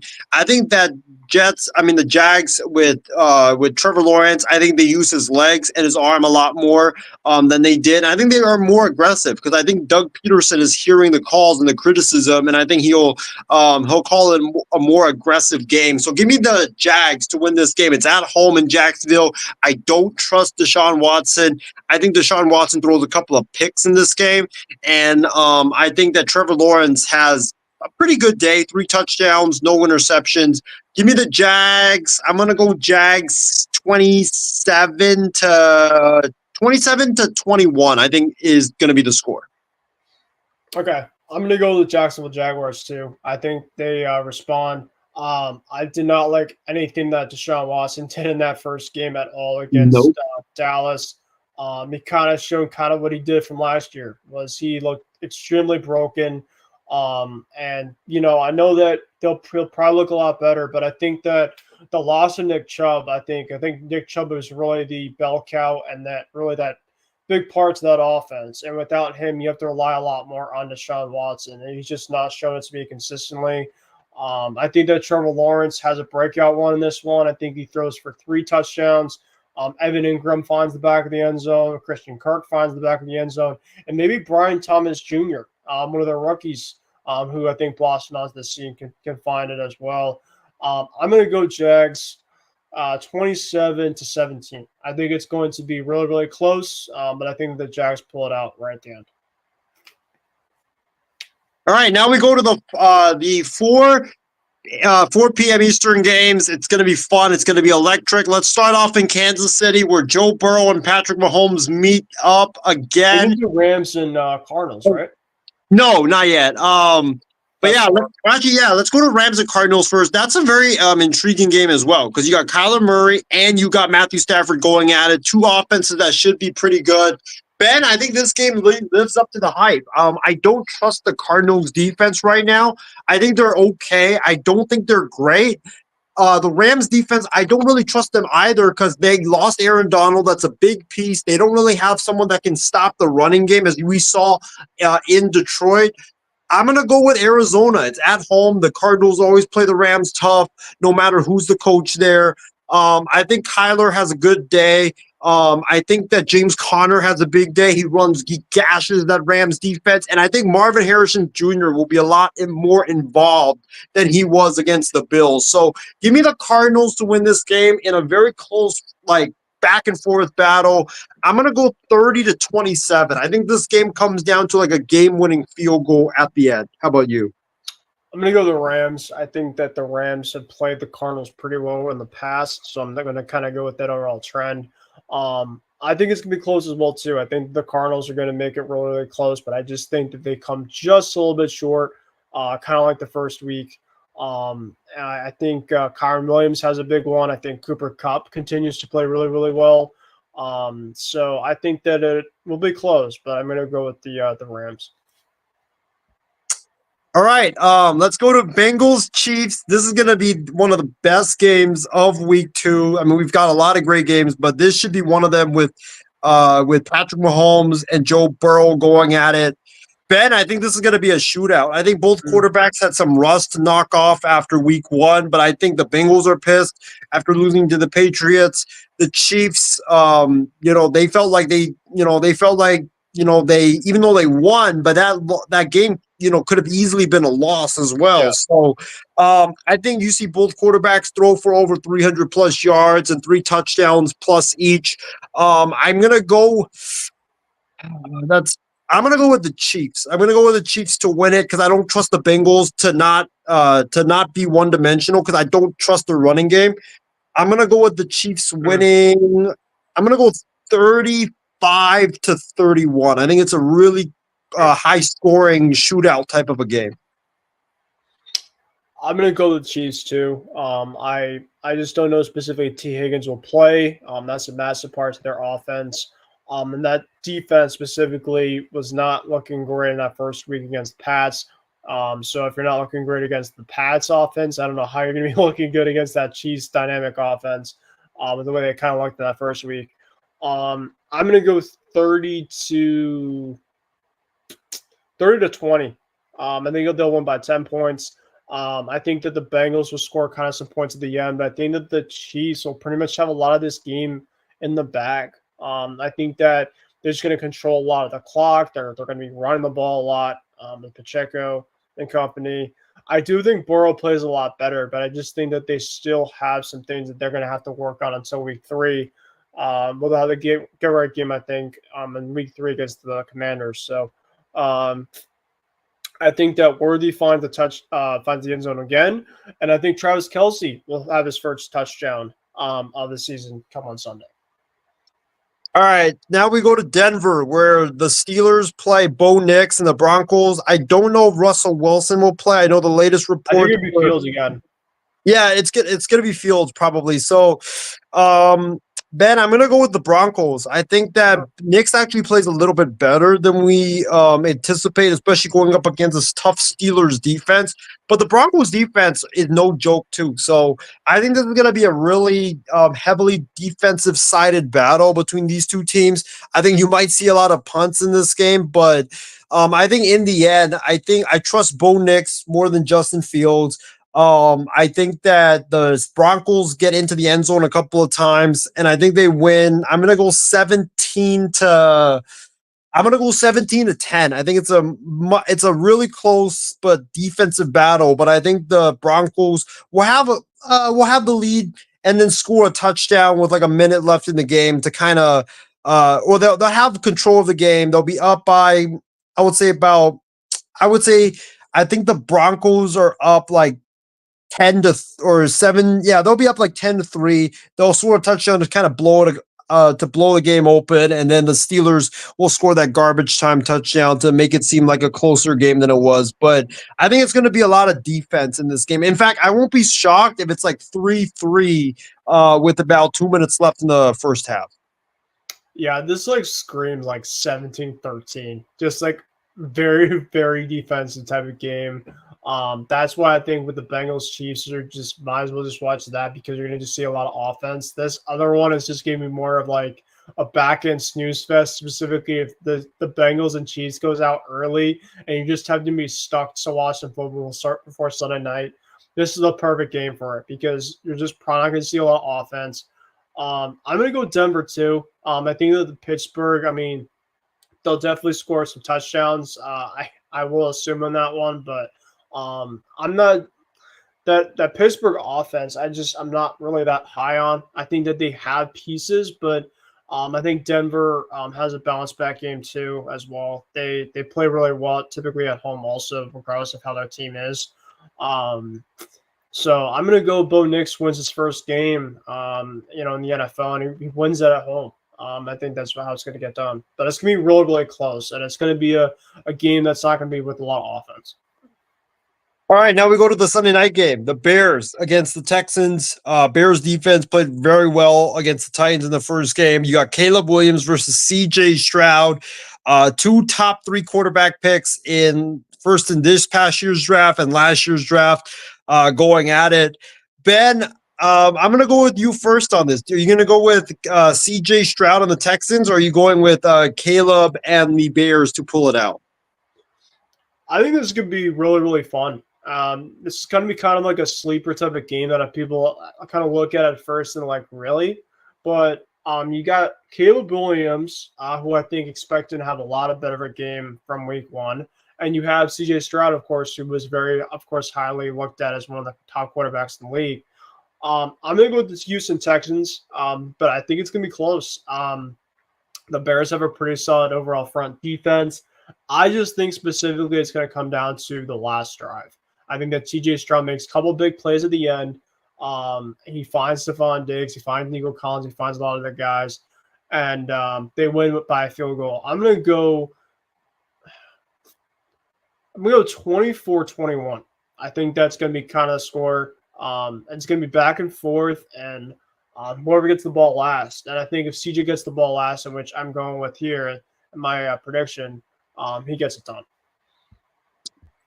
I'm going with the upset. Give me the Bears. I think that, like you said, I think it's going to come down to the last possession. And I think the Bears win it on a late touchdown from Caleb Williams to Keenan Allen. I think Caleb Williams had some rust he had to shake off. First NFL game, you got the jitters, obviously. But like you mentioned, I think this is going to be a fun battle between Stroud and Caleb. I think we see some exceptional quarterback play in this game. And I think that like you mentioned, it's going to come down to the end, and it's going to come down to whoever has the ball last. And give me Caleb and the Bears to pull off the upset on Sunday night. And then we go to Monday, where we got the Battle of the Birds. We have the Falcons with Kirk Cousins against Jalen Hurts and the Eagles. Ben, I'm actually going to go with the Falcons. I was not impressed. Yeah, I'm not impressed with the Eagles defense. I know they have Vic Fangio now, but I mean, the Packers should have won that game. I mean, they should have won the game. The Packers scored only 6 points off of 4 Eagles turnovers. Like, you got to do more than that. But I think Kirk Cousins bounces back. I think he is able to drive the football up and down the field against that Eagles defense. And I think that Jalen Hurts' turnover issues will continue, especially going against the Falcons defense led by Raheem Morris, who when he was with the Rams, he typically always was able to corral Jalen Hurts and kind of keep him at bay. So I'm going to go with the Falcons to win this game 20-13. I think Cousins has 2 touchdowns in this game. And I think your boy, Matthew Judon, first 2 sacks of the season for him on Monday Night Football. So I'm going to go with the Falcons. But how about you? Are you going with the Redbirds or are you going with the Greenbirds? I'm riding with you, man. I'm going to go with the Falcons. I think one thing about Kirk Cousins that we all know, and I think Steven should know at first, as a Kirk Cousins guy, he always does well in primetime. He just is awful during 1 o'clock games. Actually, I feel like that's the other way around. Maybe I'm wrong. I think he's better during the 1 o'clock slate, but you saw in the 1 o'clock slate in the week 1, he was very, very rusty. So maybe it's the opposite of this year. I think that the Falcons are going to find a way. I think that defensively they're going to have some stops in Jalen Hurts. And you remember the Eagles are coming back from Brazil too. They're coming back from out of country. They're playing their first game back. So there might be a little bit of rust over there as well too. I'm kind of having that transit over from that. So I think it's going to be close. I'm going to go 27 to 21. I think it's going to come down to Jalen Hurts has a chance to win it, and the Falcons have a chance to have the stop and then get the stop in Jalen Hurts and then win. All right, that's our week 2 picks right there. But guys, it's been a great show. Appreciate everybody for tuning in and joining us for our first episode of the football season of Extra Point. Ben, appreciate you for joining me. Shuram, appreciate you for coming on earlier, especially when I was by myself. But Ben, I'll go to you first for your final thoughts. Or actually, before you go into or you could do your final thoughts, but also give our audience your NFL division and wild card picks. I know you weren't able to go on the air when me and Taylor and Laurel did ours last week. So you can mix in your final thoughts with that as well in your division picks. Sure, yeah, of course. I wasn't on for that. Of course, I was working my little hiatus with the U.S. Open. So my AFC, I'll go first. In the AFC East, I'm going to go with the Buffalo Bills. I think that the Dolphins, as much as I like them, I'm going to go with them second. The Jets, I'm going to have third. I'm going to have the Pats last. I will say, I think that the Bills and Dolphins are going to be like a game apart. I don't think it's going to be like, they're going to win by a couple of games specifically for that division. I think it's going to come down to, I think the Bills are going to be 12-5. And I think that the Dolphins are going to be 11-6. Like, that's how close it's going to be. And then I'm going to have the Jets around like 9-8. And then I'm going to have the Patriots finish. I'm going to go 6-12. 6-11.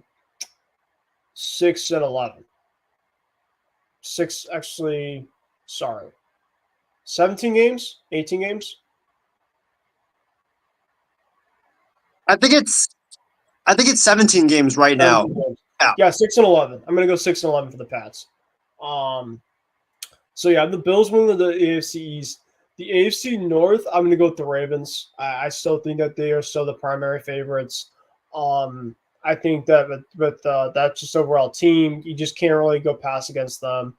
The AFC West, it's pretty obvious. I'm going with the Chiefs, the defending champs for the last couple of years. They won the Super Bowl. Now, in terms of my levels, I've got teams after in both the North and the West. I'm going to go with the Bengals with 2. I think that they kind of get themselves back on track after kind of a slow start like they've had the last couple of years. If Joe Burrow stays healthy, that's a massive if. And then I'm going to go with the Browns 3rd, and then the Steelers in last. And then the West, I'm going to go with the Chiefs at 1. And then it kind of gets a little bit dicey because it's like, you know, you got the Broncos, you got the Raiders. I'm going to go with the Chargers at 2. Okay. And then probably the Raiders at 3 and the Broncos in last. I just think specifically it's just kind of like a mixture of teams kind of at the end right after the Chiefs. And the NFC, the East, I'm going to go with Philly. I think they're going to win by a couple games. I know Dallas obviously kind of that team, but I just do not trust Dallas when it comes, you know, crunch time. So I'm going to go with Philly. And then the NFC North, I'm going to go with, I mean, I had the Packers, but if Jordan Love is not specifically healthy, I'm going to go with the Lions. I think that the Lions are going to win the division. I think the Packers will probably be 2. And then and the Bears will be 3, and the Vikings will be last. And then the NFC West, I'm going to go with the Niners. That's pretty, you know, self-explanatory from there. So then I'm going to go to my wild cards. So in the AFC wild card, I'm going to go with Miami. I'm going to go with the Bengals. And I'm going to go with AFC South. I forgot to mention my AFC South. I'm sorry. The Texans. I'm going to go with the Texans. I'm going to have Jacksonville right behind them. Jacksonville is my other team. That's going to be the wild card. So I have Miami, Cincinnati, and Jacksonville as my wild card teams. My NFC wild cards going to be a little bit more on the interesting side. I'm going to go with the Rams. I think the Rams are going to be one of my wild card teams. Dallas, and I'm going to go Seattle. I think that Seattle finds a way to get in as well, too. It's just really, it's a lot tougher. I think that, you know, you look at the teams like the Lions. Actually, you know what? I'm going to take Seattle out of that. I think the Packers. Still find a way to get in over them. So that's my kind of outlook right now. And then in terms of... Did you give it an NFC South pick, or did I miss it? NFC South. Did I? Oh, no, I didn't. The Falcons. So you know what? I'm sorry. I'm going to go Tampa Bay. Tampa Bay, I think, will get in the playoffs. I'm going to have them over probably the Rams. I think they're going to have them over them. So that's my picks for that. Now, in terms of like looking at my final thoughts, really fun show. Like I said, it's been a while since I've been on. In terms of my show, we hope to have one coming up pretty soon. You know, because I now can have a little bit more leeway in terms of some stuff coming up. So make sure you guys can take a look at that stuff. We have an action-packed show. We'll hopefully talk some college football. We'll talk a little bit of the U.S. Open in terms of some stuff that I was able to work with, and then of course some football, NFL stuff, and of course baseball. You know, baseball. Of course, we got postseason ball coming up pretty soon, a couple weeks. You know, my Red Sox had a very exciting win tonight, which I'm very excited about, which kind of keeps us still within technically reach of the wild card, even though we're still like 4 out. So I mean, of course, I'm going to keep on talking about that, but outside of that, all in all, I can't wait for week 2. I can't wait for more football this weekend. I'm going to get the chance to watch a little bit more too because I'm finally out of my U.S. Open job. So that's kind of a perk of that being done. So yeah, that's pretty much it. Thanks for having me on. Yeah, no worries. Ben, before you go, I don't know if you wanted to hear my picks because you gave yours. For the AFC East, I'll just quickly run through them. But for the AFC East, I had the Jets winning. The AFC South, I had the Jaguars. AFC North, I had Pittsburgh, and AFC West, this might shock you, and this might put a giant gasp on your face. I had Justin Herbert and the Chargers. I think the Chargers are our team this year, yeah. And then wild cards, Ravens. I had the Chiefs, the Broncos and the Ravens. I think CJ Stroud. I know this is why we made these predictions before the season, and week 1 made me look like a fool. But I think CJ Stroud is going to have a sophomore slump with. Okay. I don't trust that relationship with Stephon Diggs. Has already got like kind of, hot that first preseason game. And then the NFC side, oh my God. See, this is why week 1 humbles you. Oh man, I had can't the- even imagine what you had. oh my God. The NFC East, I had the New York Giants. Oh goodness gracious, we're already starting out just great. Yeah, I know, right? And then, but here's the catch. I had Drew Lock replacing Daniel Jones mid-season and making the playoffs, so that could still happen. Still, I don't see that being a long-term thing. Sorry to tell you about that, my guy. I don't see Drew Lock overtaking the division over the defenses of Dallas and Philly. As much as I'm not the biggest Jalen Hurts guy, and I'm not the biggest Dak guy. I just can't take. I mean, of course, miracles have happened. You never know. Yeah, I'm obviously not going to write them out per se, but I just don't see a situation with the rosters of Philly and Dallas overtaking Drew Lock with the Giants. That would be a pretty impressive feat. That would be like, I don't even know if Superman could be able to have that Drew Lock with the Giants over that, but we'll see about that. Well, and then so the NFC South, I think you picked the Falcons to win that, so I had I had the Falcons there as well. The NFC West, obviously Niners. I think they're the class of that NFC West division, and then the North, I agreed with you, the Packers. But sadly, that might not look good now because I changed my pick to the Lions because I just don't think that even if Jordan Love comes back, I don't know how consistent he'll be coming back for something like that. Yeah, well, now I have to rely on Malik Willis, which sucks. Because I don't think he can get it done. But they definitely should get somebody from the veteran free agency market.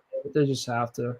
Oh, definitely. And then the wild cards, I think I'm trying to remember, but I think in the wild cards I had the Eagles making it as the last wild card, and then I think you have Dallas.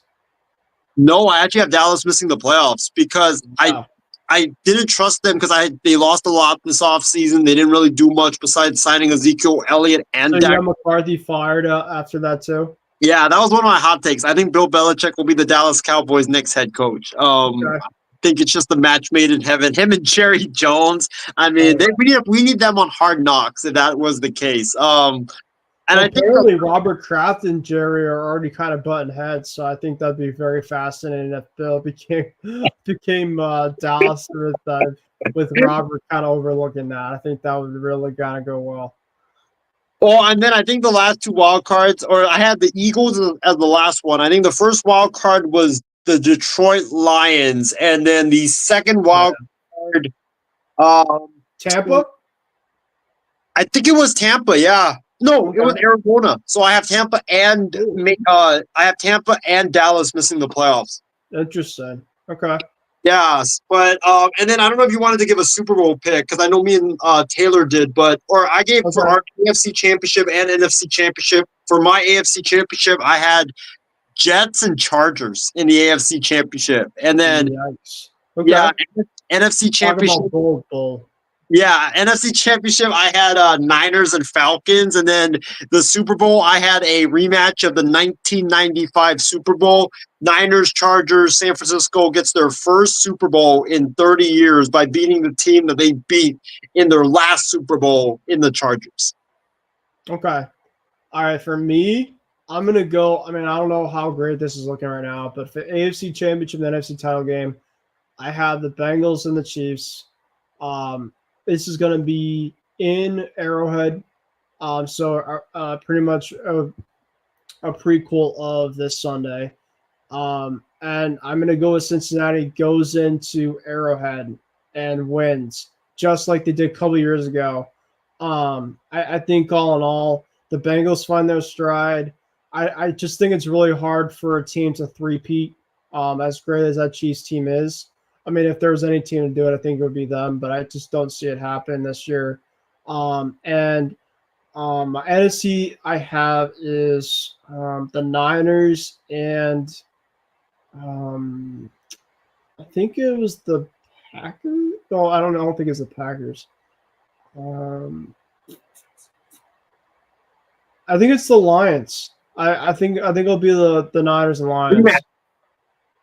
Yeah, a rematch. And I think that the Niners do it again. So I have the Niners taking on the Bengals in the Superdome. And I got the Bengals winning it, where Joe Burrow wins it just like he did with LSU for the national championship. That's just kind of my overall dream, to kind of see him do it in two spots, the same spot that he won the national championship at.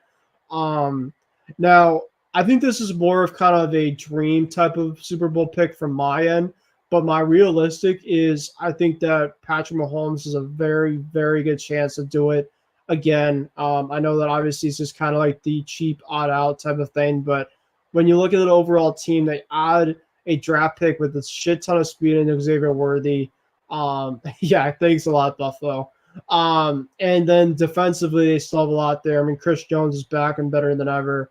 And if the Chiefs are there, I think that the Chiefs play against the Niners. I think, again, the Super Bowl. And I think you guys have a chance to get your revenge. Like I said, I don't think that the Chiefs – I think the Chiefs could get to the Super Bowl again this year. I don't think they're going to pull it off, though. I think that something about me tells me that the three-peat's not going to happen.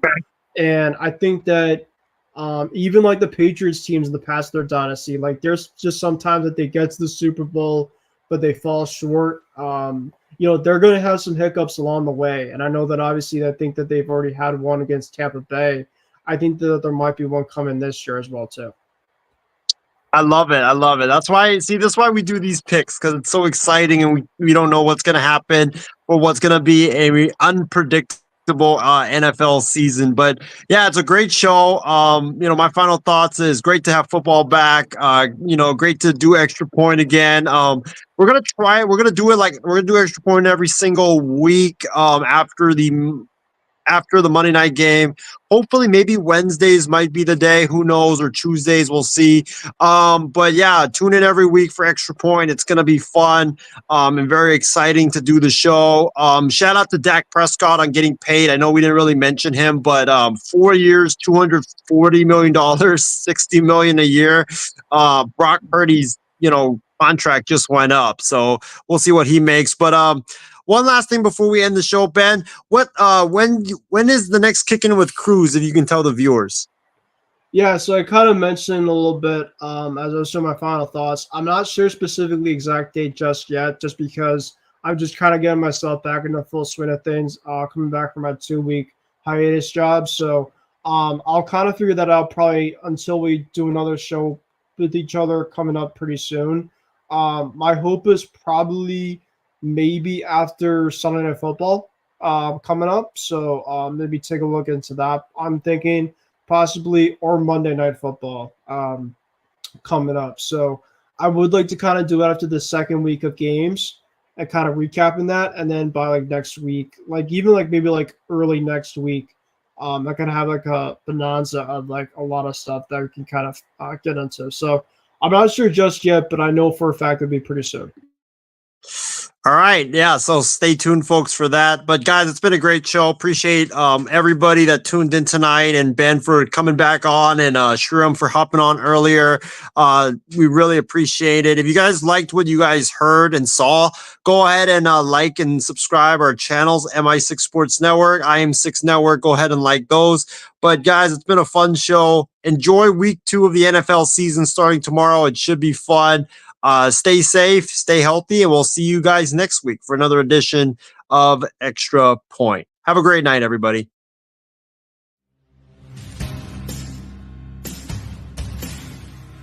Purdy out of the shotgun, drops a couple of steps, going to take a deep shot. The Brandon Ayuk, it's deflected and caught. Cousins, first read taken away. Left side, he throws. Wide open pitch. From being able to make a play on that football. That's where Sutter was so good last year. The red zone. Nix evades the run. Nix the fake. Another fake, and he spins into the end zone. They're going to get a free play. Rodgers is the master at it, and a touchdown by Lazard. Jones on the fake, pressure coming, and he's sacked by Parsons. God, corner. Open man Hudson. The throw caught. Hudson lost the ball. Looked like a touchdown. Instead, it's a turnover. On the pocket. Cuts away from Chenal, who's trying to get after him for a second time, but the ball is thrown to the end zone, and it's caught!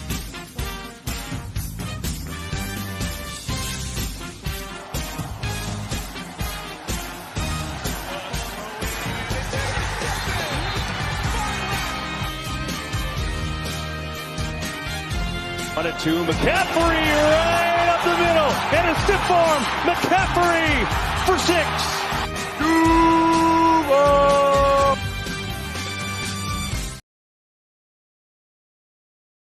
Bang, bang, not a game.